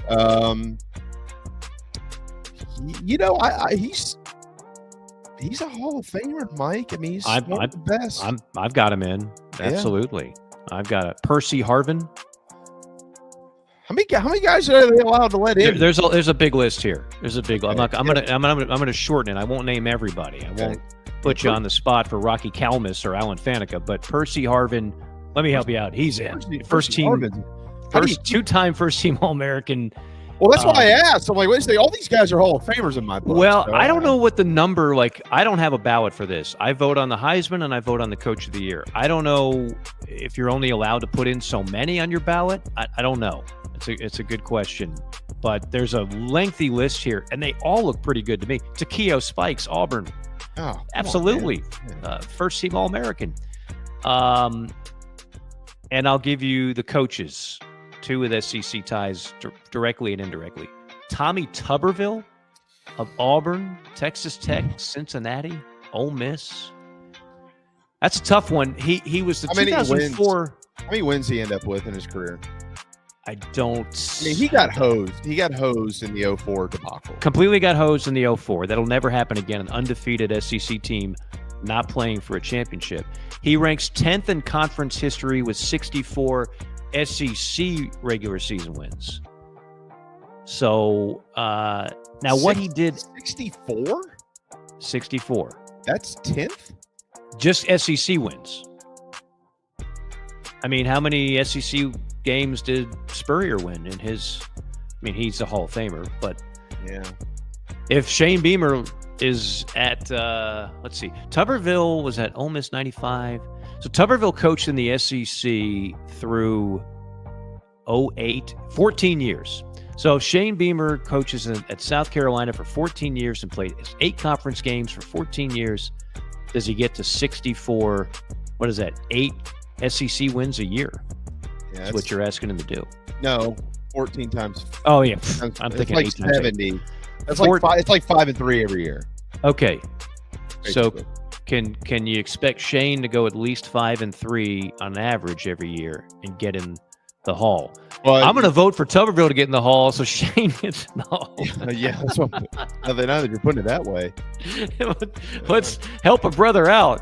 I don't know. Make that I don't the new know. standard. I don't know about Tommy. I think I'm on the fence too. Very, very good coaching career. Not sure it's Hall of Fame. I'm with you. He had one good year at Cincinnati. He didn't do much at Texas Tech. Lukewarm on the happy meter. Yeah, he's 3 for me. He's a 3. And finally, Jim Carlin. West Virginia 66-69, Texas Tech 70-74, and South Carolina 75-81 is what it says about Coach Carlin. Led teams to 8 bowl games and 13 winning seasons in 16 years as a head coach. 1973 National Coach of the Year. That was at Texas Tech. 3-time Southwest Conference Coach of the Year. That's back when they were rolling. That's when they were buying everybody cars. And Coach Heisman Trophy winner George Rogers. It does mention that in the bio. I hate doing it. I just think Jim Carlin is a really, really, really good football coach. I'm not sure he's a Hall of Famer. Yeah. I don't know that I mean, you want to test our 2 bowls in his career. Yeah, and of course none of but back then you didn't have 40 bowl games, to be fair.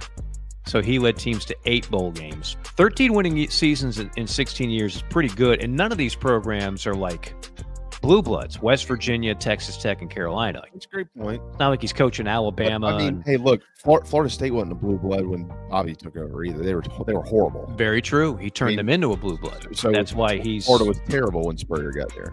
Correct. That's why they're at a different level. So I could go with, it'd be interesting. Show of hands in chat row. How many people were like old enough to remember Carlin at South Carolina? And he did some great things at South Carolina. Obviously, he coached Big George and that whole group. But I think he's Hall of Very Good. I don't know about Hall of Fame. All very good. All right. Lastly, the NBA Finals is going on. Oklahoma City winning a pivotal game. I know you probably limited your intake of that. SEC guys on the rosters. Oklahoma City has 5. SGA, the MVP, Kentucky. Alex Caruso, A&M. I called a number of his games too, and I never would have guessed Alex Caruso would be this good. He's a late bloomer. A&M. Isaiah Joe, Arkansas. Cason Wallace of Kentucky, and Alvin Williams of Kentucky. Indiana has 2. Miles Turner of Texas, and Aaron Nesmith in your backyard, Jamie Bradford, from Charleston, and then eventually a Vanderbilt Commodore. So 7 guys in the NBA Finals have SEC ties. Aaron's great. Aaron's fantastic. Great guy. Yeah, he was. I loved covering him. He came in and spent an hour in the studio with me at ESPN. Couldn't have been kind. I mean, I believe it. Porter Gowd.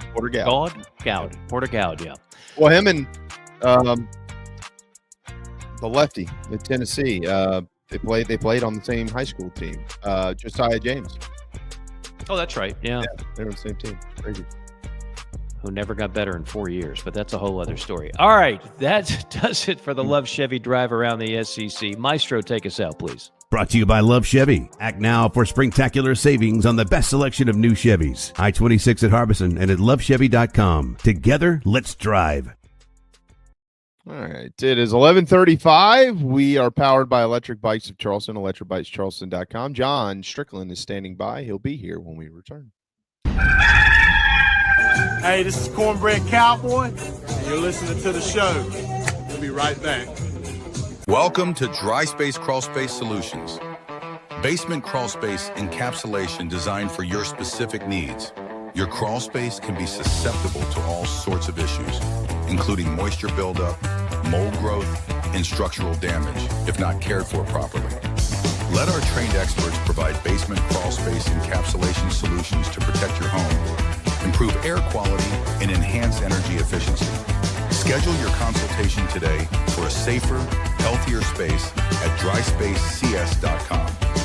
Dry Space Crawl Space Solutions, proud supporters of your South Carolina Gamecocks. The Aventon Adventure 2 takes the same basic design as the original Aventon Adventure, making it an adventure bike designed to take you places that typical roads just don't reach, allowing you to ride whatever terrain you want based on your whims of the day. Look at what you're getting. Hydraulic disc brakes, torque sensor for responsive pedal assist, great LED lighting, suspension, a beautifully welded frame with excellent build quality, included rear rack, included fenders. The list just keeps going on. Visit electricbikescharleston.com for more. Happy summer from the Barn Dominium Company, where they are building dream homes all across the Carolinas. Their turnkey process can be custom designed, and you build it your way. Make your dream a reality. Visit thebarndominiumco.com.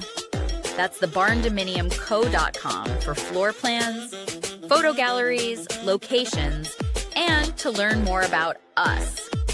Gamecock owned and operated.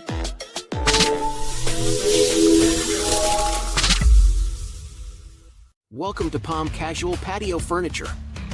Because we are the factory, Palm Casual has the ability to offer the highest quality outdoor furniture paired with world-class service.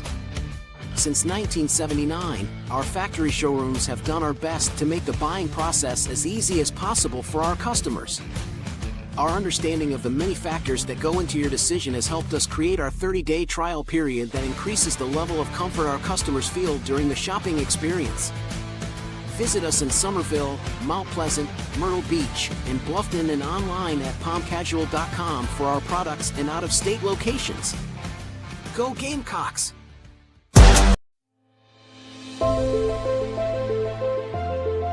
Remarkable, 5-star, sensational. These are just some of the terms used to describe nationally renowned chef William Turner out of Scottsdale, Arizona. Originally from Georgetown, South Carolina, and a diehard Gamecocks fan, Chef Will made his way out west and has served parties from every state and many countries from across the globe. If you're in Arizona or have plans elsewhere, visit chefwilliamturner.com to inquire about private events and more. From MLB to NFL, the chef has served everyone. He's won all the awards, done all the press. There's a reason for that. Food from every culture, all of it first class. chefwilliamturner.com and Chef Will Turner on socials. You won't believe what you see. You really won't believe how it tastes. Charleston Fitness Equipment is keeping South Carolina in shape. Clients have come from all over the Palmetto State to find that one piece of equipment that they enjoy that keeps them looking and feeling good. Whether it's a home rower, treadmill, elliptical, free weights, a home gym, or something else, Charleston Fitness Equipment keeps the mirror smiling back at you. Get in shape like the Gamecocks do. Visit charlestonfitnessequipment.com. Gamecock owned and operated and proud partners of Inside the Gamecocks, The Show. We got started in 1979. Because we're a manufacturer, we're able to control our costs. That's why we like to manufacture as much of the product as we can, because in our factory stores we can offer a competitive edge over other people around the country. When people come into one of our Palm Casuals, it's like they're buying their car at Detroit. They're going right to the factory and buying their car. 30-day money-back guarantee. That's a big deal with us. I mean, we give 30 days to do anything. I mean, return it, change it, get a different color, get your money back. When you pull into a store and it says Palm Casual, you know you're at a factory store.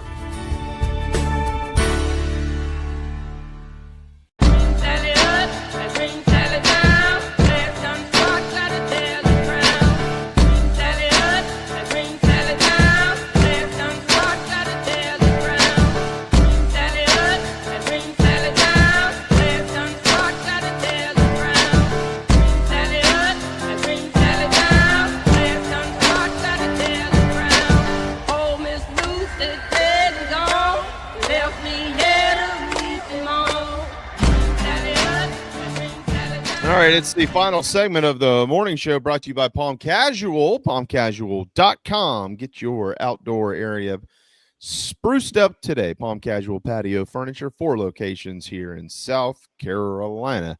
There's Big John. We're a little late, man. Sorry about that. Thought y'all forgot about me. I would never forget about you. I don't want my ass beat. I'm joking. We know you're an avid listener to the show as well. We know you were tuned in to the Love Chevy Drive on the SEC. What'd you think of some of the coaching buyout trends going on? What do you think's going to happen there?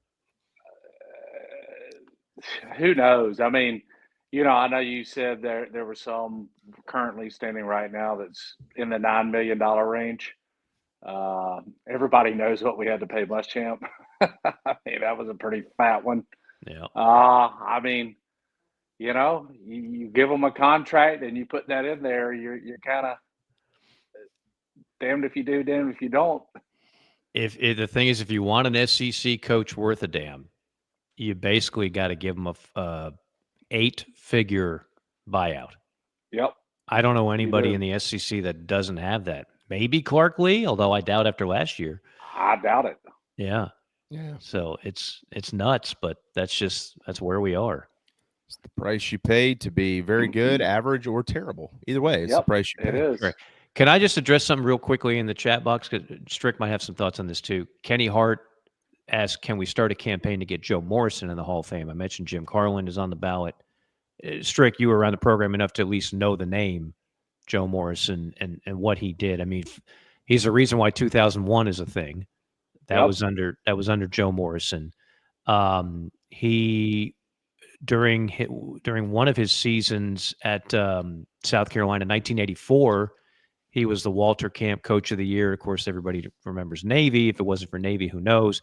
The Black Magic teams. I mean, when I came to Columbia in the late 90s, I learned very quickly about the history of the program. I wanted to know about it. I wanted to learn more about it. You can't write the book on South Carolina football without having a chapter on Joe Morrison. So I think it's an interesting question that Kenny brings up. He's in the Chattanooga Hall of Fame, where he's a coach 73 to 79. But he was at Carolina from 83 to 88, certainly had some good moments, and we all know how it ended, which was not ideal. But he's not a Hall of Famer, though. I mean, he at New Mexico and at Chattanooga and at South Carolina, like half of his 16 seasons as a head coach were losing seasons. Yeah. I mean, he's. But is he not in the Gamecock Hall of Fame? Yeah, I mean, he's a South Carolina Hall of Famer. But is he not in there? Is my question. No, I think he's in the University of South Carolina's Hall of Fame. I can answer that. I don't know off the top of my head. It doesn't say. I don't know. Okay. At least I thought he was. If he's not, he should be. There's no doubt. As far as being a college football Hall of Famer, no. Yeah, he's probably not going to make that. No, but he's not it is an interesting name because I mean, you go. A lot happened in that time frame under Joe Morrison.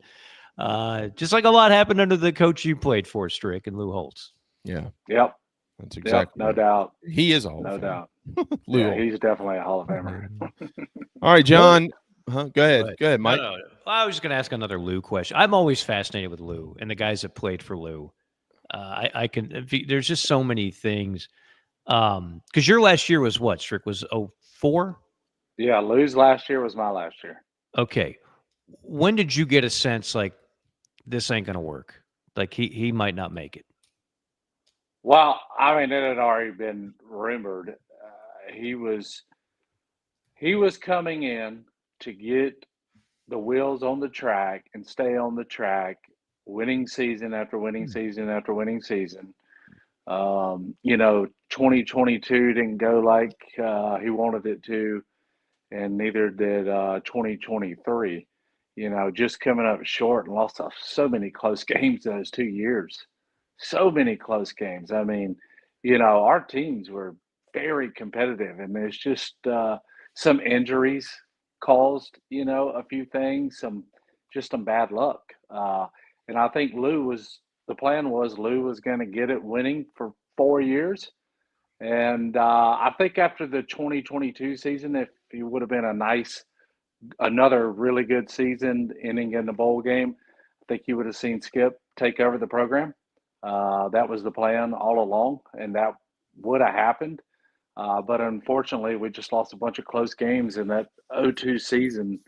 And so Mike McGee basically told Lou, we're going to need you to stay on. And then the 0-4 season, I kind of got the feel that was probably his last year. And then obviously the Florida game week, he told us all that he was retiring at the end of the year. So, but that was the plan after the 0-2 season. If it had continued on the trend like it had been going, he was going to retire, right off in the sunset, go do TV, and Skip would have been the coach. Poor timing on the, hey, I'm retiring, boys. You want to know when I knew it was over?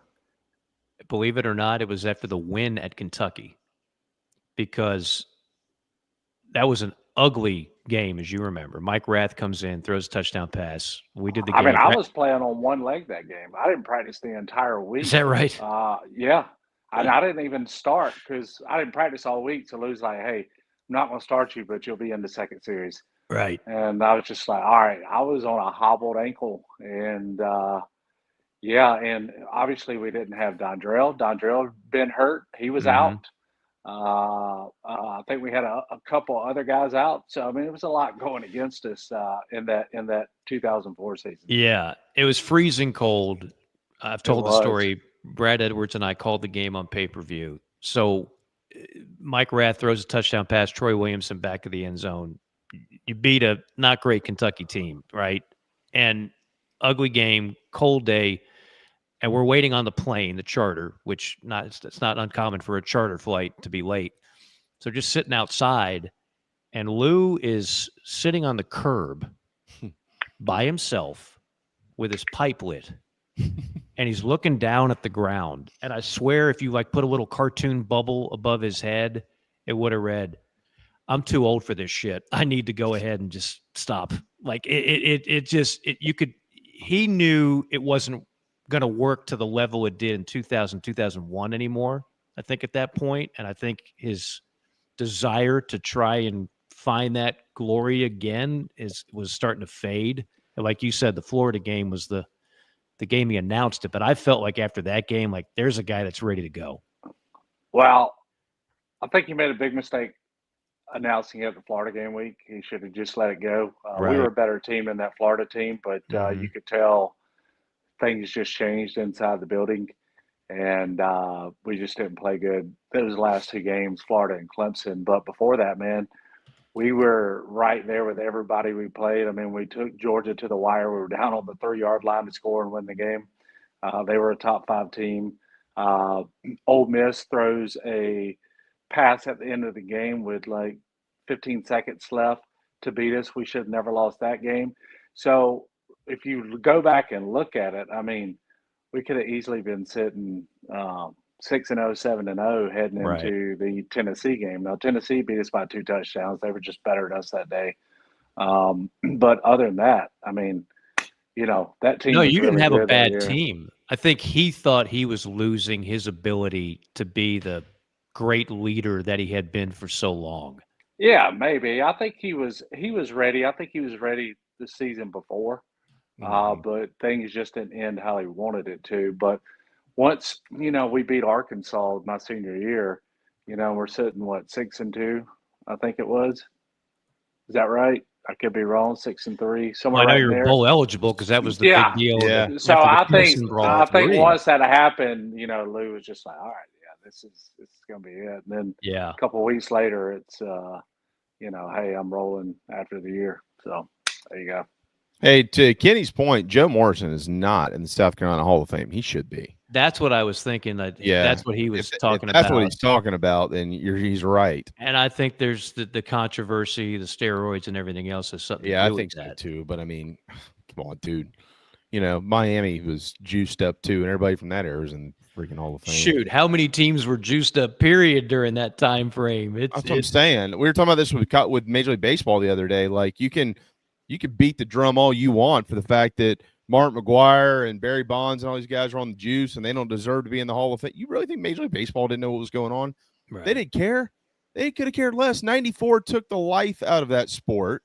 They didn't have the fans back. The home run chase brought them back. They let it all happen. I mean, everybody around them was on the juice too, and they just weren't as good as those guys. Hell, Barry Bonds was a Hall of Famer before all that crap happened. So, yeah, he's not in. Spurrier's not. My understanding on Spurrier, John, or maybe y'all can correct me on this. My understanding on Spurrier was I think somebody approached him about this not long ago, and he said, "No, I'm not ready for that yet."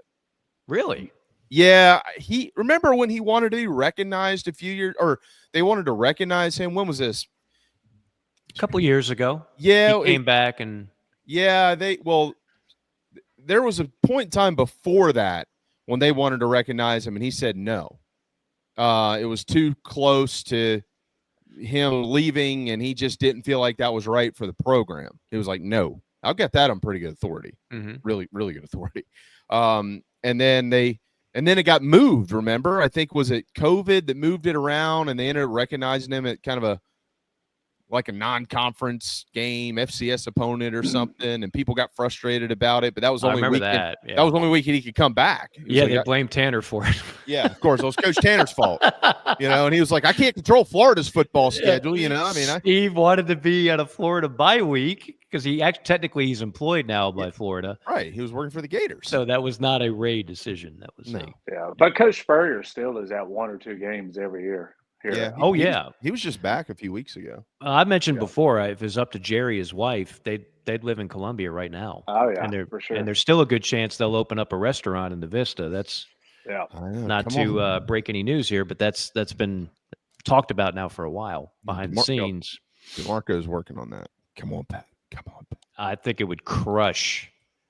And if you go to the one in Gainesville, it's full of memorabilia, not just of him at Florida, but him everywhere, including South Carolina. So there's Gamecock memorabilia at the Steve Spurriers in Gainesville. Yeah. Needless to say, there'd be plenty of it at the one in the Vista.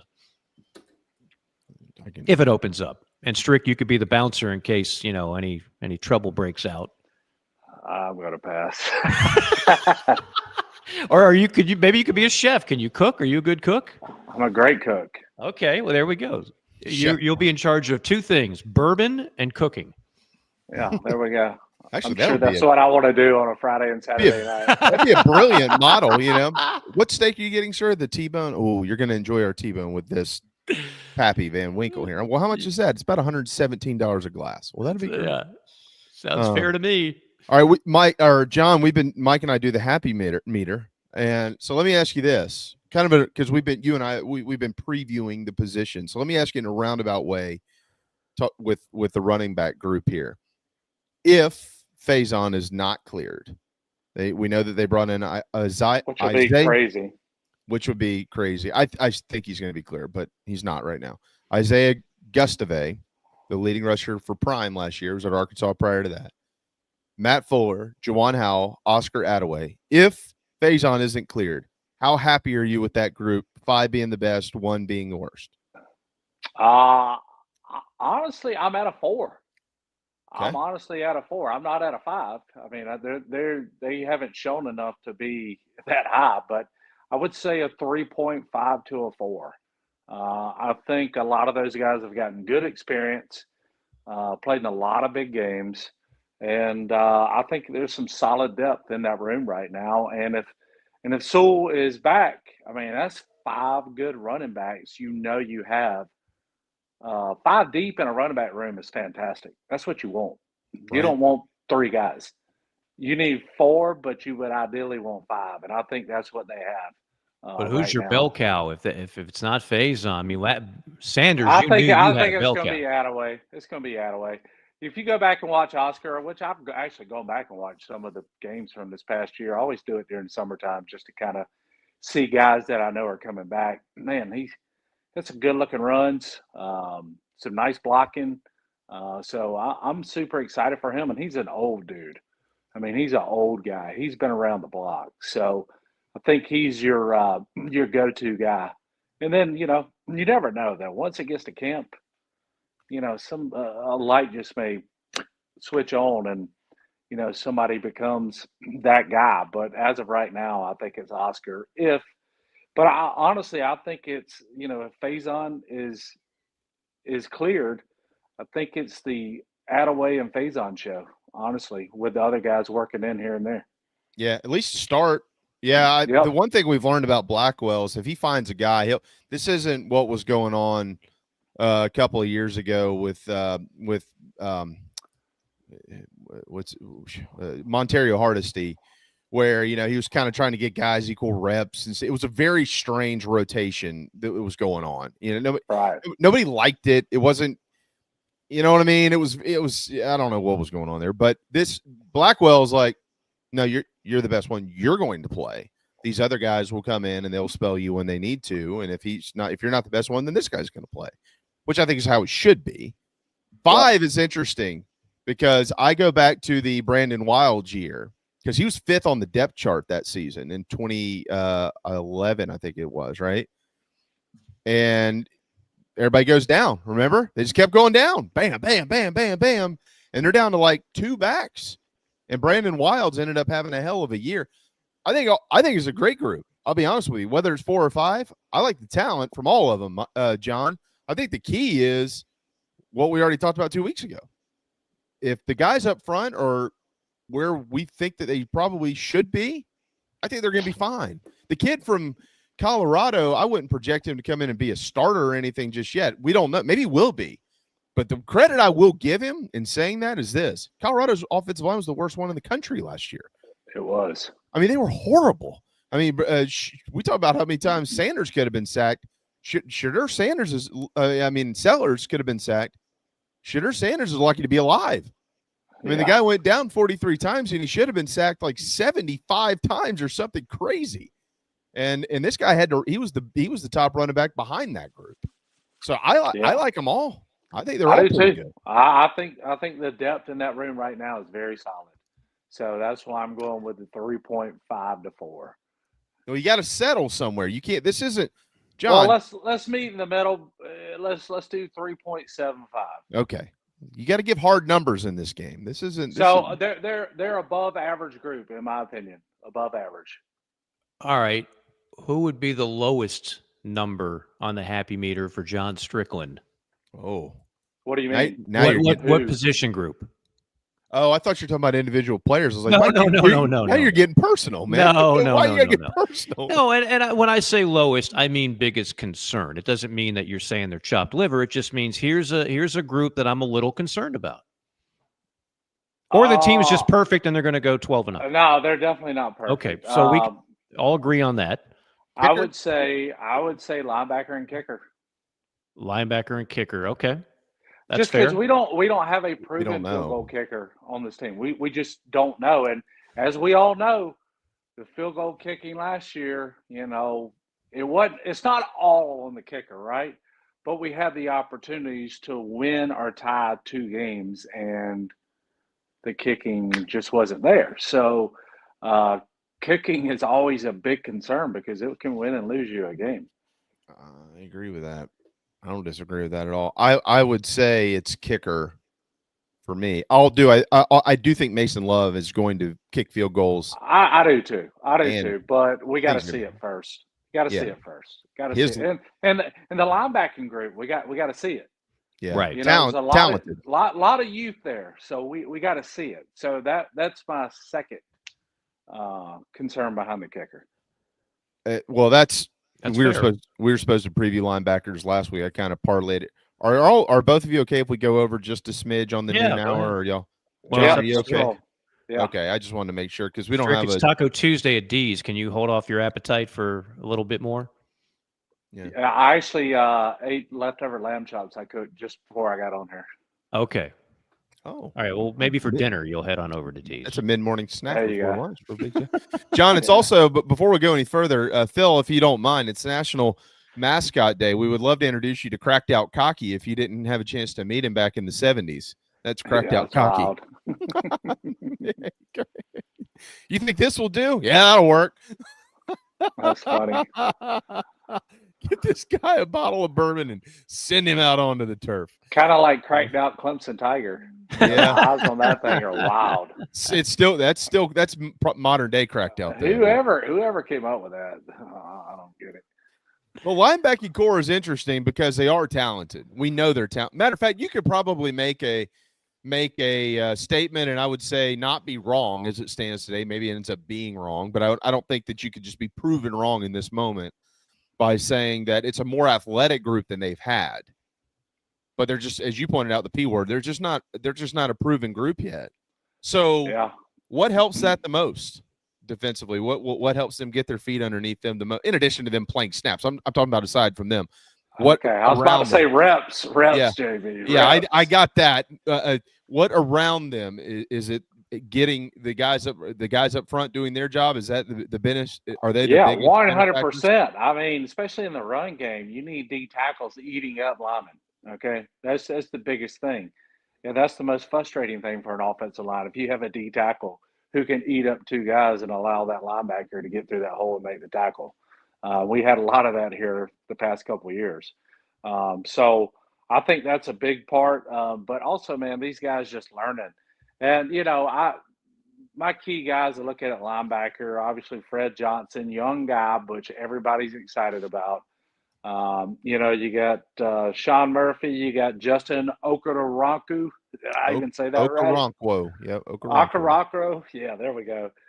And then a few other guys. R.I.P. to Todd Ellis. Yeah.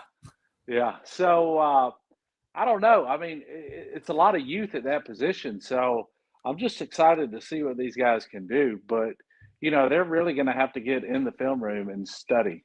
I mean, they got to study and make sure they know what they're doing because we lost a lot of old souls off that linebacking group. So hopefully these young bucks can step up. The talent's there, though. The talent is there. Well, Sean Murphy played at Florida State, originally went to Alabama. Yeah. Justin Okoronkwo went to Alabama. Those are two guys that Nick Saban recruited to the University of Alabama.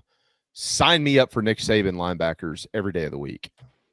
And if you look at them, they look literally like the exact same human beings. As a matter of fact, they're listed the exact same, 6'3", 231, which is, kind of gives you but Fred Johnson is interesting in all this. I'll throw Jerron Willis's name in there too, because he's a guy. I got Jerron written down as well. That was my next one. Yeah, kid coming from Ole Miss. Obviously, last year kind of had to provide depth. I mean, they were pretty elite, I would say, at linebacker for South Carolina. But Fred Johnson, everybody wanted him. Pride in Norfolk, Virginia, as a matter of fact. And it's just hard for me to imagine this kid not at some point in time having the light come on pretty early. And I mean, somebody called him a freak to me, somebody in the program, just athletically, what he's capable of doing out there. And it's hard for me to believe he won't end up being a major piece to this thing. I agree 100%. I'm looking forward to seeing what that kid can do. He's built a lot of excitement with a lot of the coaches over in the building. So we'll see how it comes about. Yeah, we'll see. What did John Strickland, the player, do? Mid-June, July? I mean, is it all just the weight room regimen? What did you do to get ready?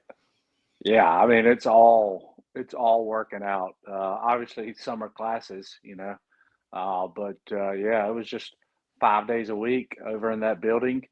And then, after workouts, O-line and D-line, we'd get together and do some one-on-one stuff and all that. So that's kind of what you want to see out of these guys, That way you're not rusty going into camp. You're out there moving your feet, pass blocking, doing different drills, just getting ready to go.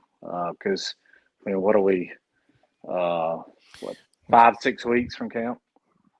Yeah. Well, it starts doesn't it start the very last week of July this year because the dates moved up? Because the season starts August 30th. So, after this week, you're 5 weeks out. That's wild. Holy moly. Boy, it's hot in July and August in Columbia. Woo! Just a tad. Boy. God bless all those gentlemen. All right. Before we get you out of here, I want to go back to something Mike and I were talking about earlier, Virginia Tech and in South Carolina. John, we look at, I'm doing this kind of a little bit in line with Alex and the guys at the Big Spur, they've got out their first kind of week 1 preview, just who Virginia Tech is, and they'll kind of go through the season. So we'll kind of follow along here. Please go to the Big Spur and read what Alex Jones has written as well. Virginia Tech, it's easy to look at their record last year and then also pair that with the fact that they're in the ACC, which is just not a good league, and look at everything that's left on your schedule and kind of forget about it. But, John, Carolina has not been good in week 1 at all under Coach Beamer, and I'm not hammering Coach Beamer on saying that. I'm just saying they just haven't been for a multitude of reasons. Virginia Tech last year, 5.67 points was the average margin of defeat in 6 of their 7 losses. That includes that wild ending down in Coral Gables. They lost a pair of overtime games on the road at Vanderbilt and at Syracuse. I mean, they were close but no cigar a lot of times last year. I don't think they're going to come out and say, well, this is our Super Bowl to open the season. Mike mentioned earlier from Gobbler's Knob or GobblersTurkey.com or what was it? Oh, you're going to make me look that back up. Wildgobblers.com or something it like that. It was the award-winning FightingGobbler.com site. FightingGobbler.com. Yes. Somewhere in Blacksburg, there's a J.C. Sherbert breaking down 3-star recruits for FightingGobbler.com. FightingGobbler. That they had South Carolina ranked as the most difficult game on the schedule for Virginia Tech. So there's no question that obviously this has the attention of the Hokies. We don't need them to tell us that. We know that Virginia Tech's focused on it. But I think that they're returning a quarterback who's a dual threat guy. They did lose a lot defensively that they ended up replacing with a lot of guys coming from G5 type programs. And I think that's probably where they're the most curious about their team is how are these guys going to perform at this level. But I don't know, John. Something smells about this. I'm not saying South Carolina's going to lose the game. That's not what I'm saying. But I think that we're all way in over our skis if we're just looking ahead to Missouri and saying, well, if they win the Missouri game, they're going to be 4-0. I don't know about that. Yeah, no, I think these games like this are, a little make you a little uneasy. I mean, Virginia Tech's a legit program. So let's just all get real on that. They may not have the players and the coaches they used to have back when Frank was there, but they got players on that team. They got a quarterback. They do, for real. And the guy started for 2 years. Yeah, I mean, so you're going against this guy who's a true dual-threat quarterback, and we have a young linebacking core, inexperienced linebacking core, going against a mobile quarterback like this. So that's a good point. Gives me a little hesitation, right? And that's kind of where I rank on the line. I mean, we know we got talent there. We just don't know how it's going to pan out. So that's my biggest concern in this game, is that matchup between a dual threat quarterback and our linebackers. I'm confused as to, I know that he went down last year. He got hurt and so he wasn't able to play out the season. This Drones kid, Kyron Drones, 6'2", 235 pounds. They had changed offensive coordinators before the 2024 season, and it looked like he had kind of, I don't want to say taken a step back, but maybe it was just kind of they had changed the offense. I'm not really sure. And now they've changed offensive coordinators again. So this is his third OC in 3 years. I mean, I look at that. South Carolina, Lenore Sellers is going to have his second OC in 2 years, but it's a guy who coached with the last guy. I know that Mike Shula will have some different things. Mike Shula's been around the block. He's called a few plays in his time. We all know that. But three in 3 years, 2 or 3 different styles. That could affect a kid in game 1 too. And changes because the program has hit hard times and the head coach is on the hot seat. It's a little bit different scenario than what we saw last year with Dowell. So that's why nobody is really talking about Virginia Tech or this kid who certainly has ability to beat you, like John mentioned. I mean, I think John mentioned just the biggest matchup of the game in a lot of ways. So, yeah, there's been a lack of continuity. There's been a lack of a lot of things in Blacksburg, but this is not a cupcake by any stretch of the means on a neutral field in week 1. This is a game that should grab everybody's attention. Yeah, I mean, We're favored by 9.5 right now, I think. But you look, oh man, it's still a single-digit spread that Vegas is putting on this game. Mm-hmm. The ball could bounce either way, and there's a 14-point swing like that. So this is, this is a big game, and we don't need to come out sluggish like we have the past couple of years. Last year we saw what happened, and then the year before versus North Carolina we saw it happen. So just you can't come out sluggish in a game like this. These guys are too good; they'll beat you.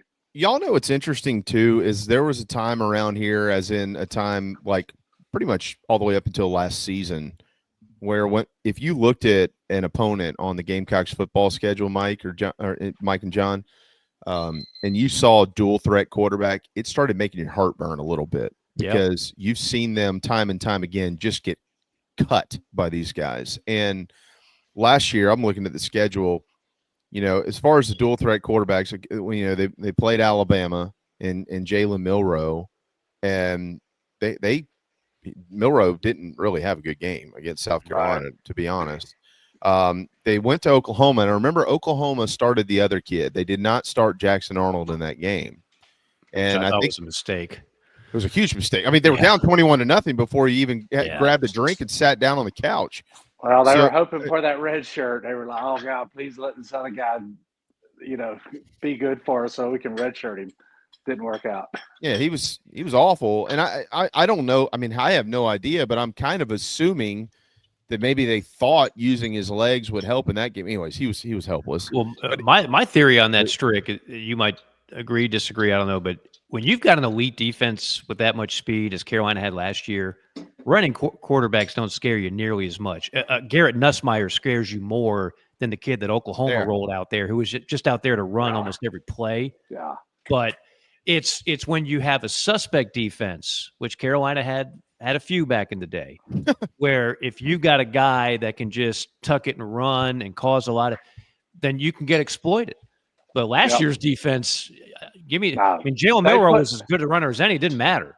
Yeah, it didn't. I mean, and they put that Oklahoma kid in to go against our defense last year. That kid didn't have a prayer. He was wetting his pants by the end of the first quarter. I don't know if it took that long, Mike. It was 21-0 with 9 minutes left in the game. 5 minutes into the game. By the end of the first quarter, he was doing something else in his pants, but that's a whole other story. He doo-dooed his britches. Well, then you had Marcel Reed in A&M. He was a dual threat guy, and he didn't do anything. You had Diego Pavia, and he didn't do anything. Not at all. He had one big run. He had the one big run for like 40 yards, I think. Okay. Yeah, and you're probably going to give up one of those against these guys too. Yeah, like that's going to happen. Brady Cook could run too. Yeah, he could. You're absolutely right. Yeah, but he went down in that game. Did he? Wasn't that the game he got hurt? No, he played the whole game against us. Did he? I don't remember him getting hurt in that game. Yeah, he didn't get hurt. He threw the last pass that was interception. He didn't get hurt that game. You might be thinking the year before, Jamie. Might have been the year before. No, it wasn't the year before. It don't matter. He got hurt the year before. I don't know if it was a Carolina game or not, but he did get dinged up in 2023. Now, he got dinged up last year against Alabama and didn't play that game. But when he played us, he was full healthy and ready to roll. And he had the one game where he literally came out of the hospital and played in the second half or fourth quarter. I can't remember which one that was. Yeah. And then the Alabama game the next week, he set out. That's right. And then he set out the following week, and then against us, he was full go. It was going into the game. Sorry, I've had too much bourbon between then and now. He remember the report said he wasn't going to play. Yes. That's what it was. The report was he wasn't going to play the game. That came from Columbia, Missouri, not from here. Yeah. And then on Friday night, everybody found out. We found out he's might have probably been some gamesmanship going on there. I think a little bit. I'm sure there was. Just a tad. I agree with you.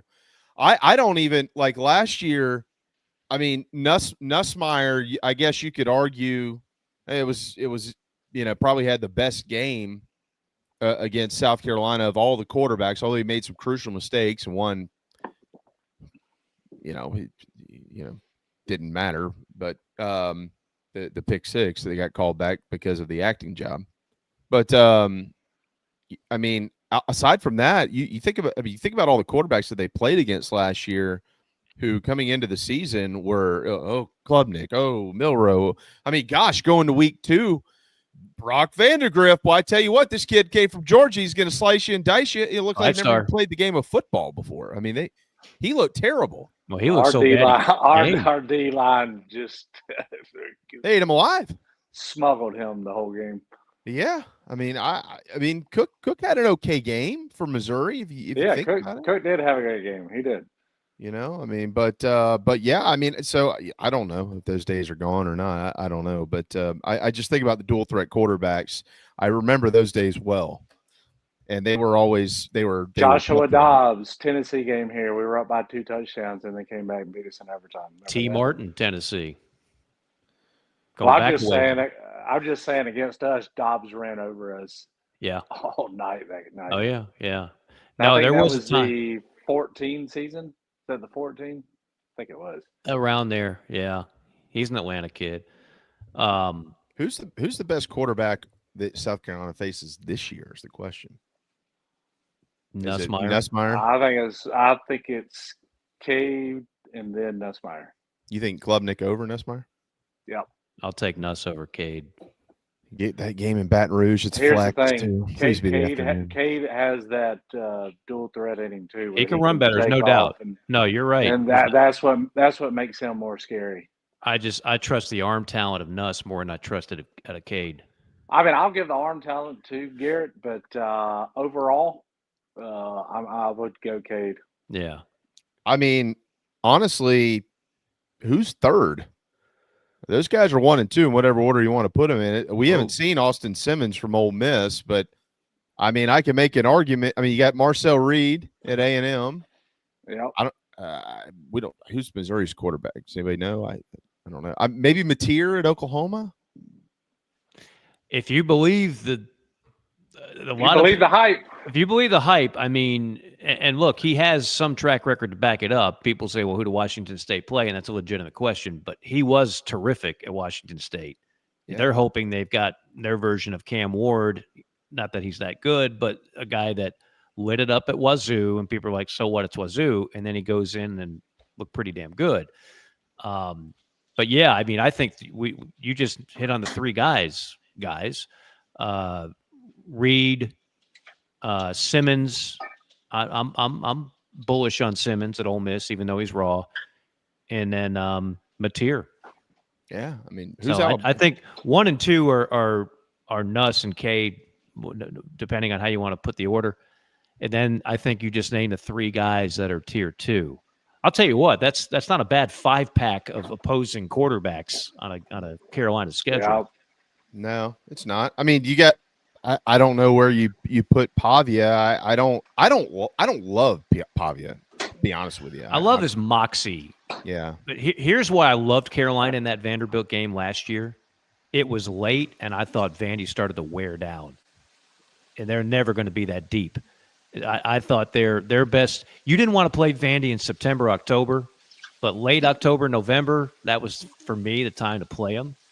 So, I mean, I still love what he brings to that team and that program. But again, against a really fast, just get after it defense, I don't think it's as big a threat. Yeah, he just doesn't have the weapons these other quarterbacks we talked about around him. He just doesn't have it. You got the Stowers kid. He's got the tight end. That's the Stowers kid. Yeah, he's a good player. I don't know how good they are up front. I don't know who Missouri's quarterbacks can end up being.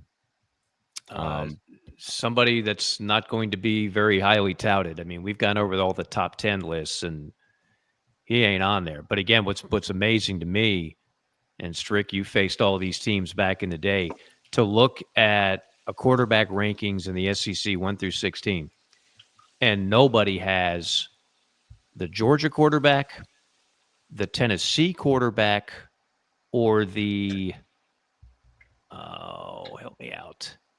Georgia, Tennessee, and not Texas.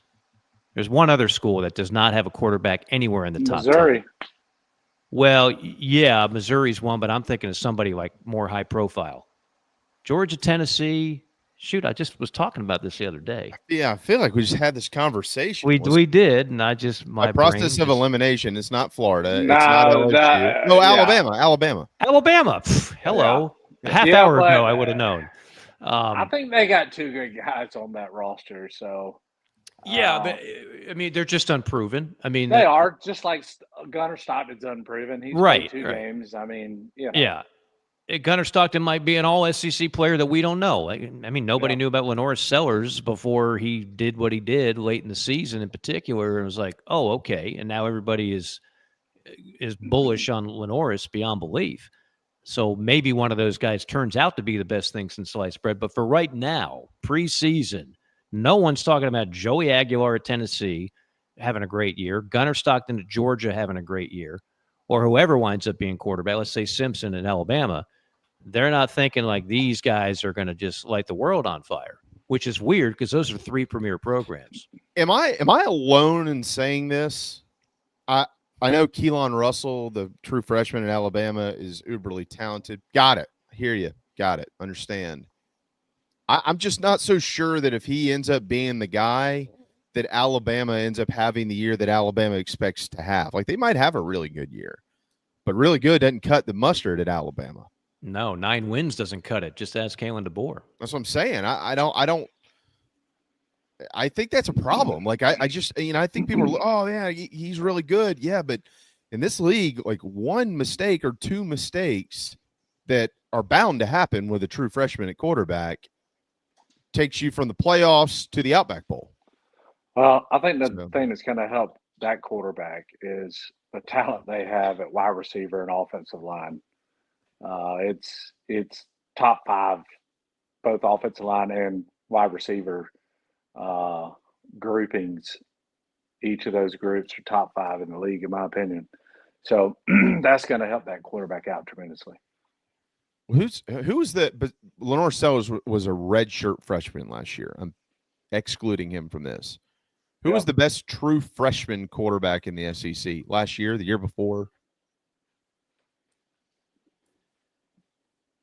I mean, obviously, Sellers and Lagway were the 2 best freshman quarterbacks that.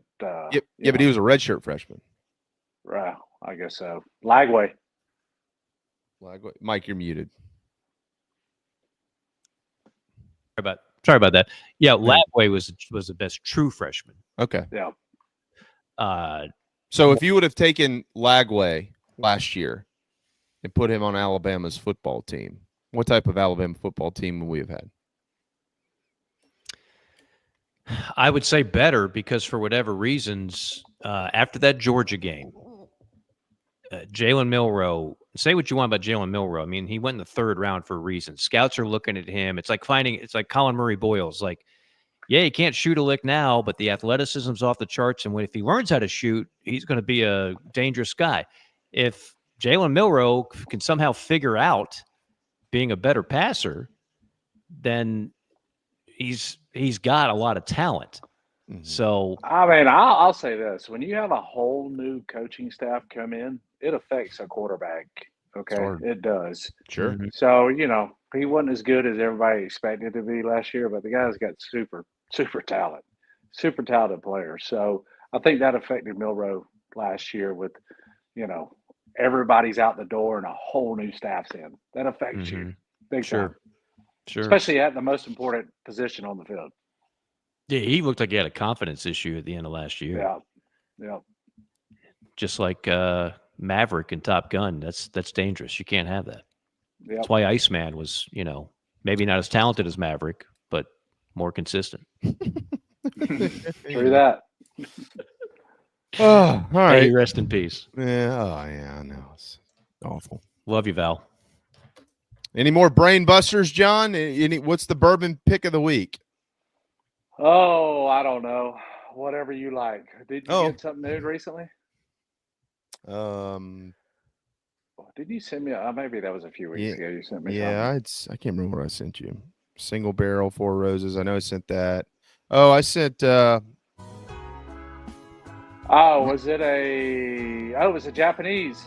Yeah, that was. Where did I have that? Had it at my cousin's house. It was pretty good. And I'm not a big Japanese bourbon guy. Well, Japanese whiskey. It's not bourbon. Or whiskey. Yeah, sorry. Yeah. It was pretty smooth. You got any Angels Envy behind you there? Of course. Strick? Okay. Yep. Just checking. The I don't easy- see I it. got just about anything you want. I was about to say, the easier question is, what does he not have? Probably doesn't have benchmark. I do have benchmark. He does have benchmark. So probably does. Keep them coming. Nah, I mean, if you've got that, then you've got everything. I mean, benchmarks for people like Flint who like don't appreciate good bourbon. Oh yeah, I'll take a bourbon, man. I'll take one. Well, here, take some of this $10. Actually, benchmark full proof is pretty good. Straight, neat. I'm talking like house bourbon at Wild Wing Cafe. Yeah, I hear you. You know what I mean? Like, like what was the vodka? Saka or McCormick's. Then it comes in a plastic bottle. You can get a 1.75 for about $12. With high school kids, I'll take a house vodka if you don't mind. Headache in a bottle with a Sprite. Ugh. All right, John. Thanks for the extended time, man. All right, guys. JC's out cleaning up the driveway today from his banger of a yard Huge sale yard over the sale. weekend. That thing was so huge, man. I'm surprised he got it done in a day. He just bargained. He just got an extra $1 for Duck Hunt, and he got $4 for his Duck Hunt cartridge on the original Nintendo. Is he leaving for down here today? Is that what it is? No, I don't know. What, the wing off? Yeah. Are you going the wing off, Jamie? Yeah. They've been up my what about it. I haven't decided. Who's running this thing? Who's they? It's like a cross between a bunch of people. It's okay. I don't love events like this. No disrespect to anybody. I just I got my kids, and if I go, I'm bringing my children with me. I don't know they're going to want to sit 5 points on Saturday afternoon. Yeah, I'm having dinner with JC on Friday night. Then head over to CB18 on Saturday and hang out for a while. What's Friday night? What's the occasion?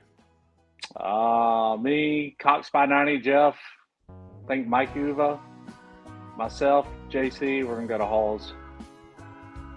No. Okay. Shocker. Hey, watch out for that basketball coach. He might be rolling around in there. Tell Mike I said that too. I love Mike, as you well know. I'll let him know. What's his name? The coach up at Sean Miller. Sean Miller. Mike, if you're watching, call me. He just ordered another $17 appetizer from Halls. I love to give Mike crap, man. John, thank you, brother. All right, guys. Give Chrissy a hug Strick. for us. I'll either see you Saturday or I'll see you Tuesday. All right, sounds good. Thank you, buddy. See you guys. Thank you, Mike. Thanks to all of you. Thanks to Phil. We'll be back tomorrow. We do have Lipsy's Locker tomorrow. Lipsy's Locker. Kyle Lipsy returns for story time. And Hale McGranahan gives a deep dive on Carolina football recruiting. So it'll be a busy Wednesday here on the morning show. JC and Phil will return tomorrow as well. 7-3 LSU over UCLA right now in the bottom of the 7th inning. Enjoy the College World Series. See you tomorrow on the morning show built by the Barn Co.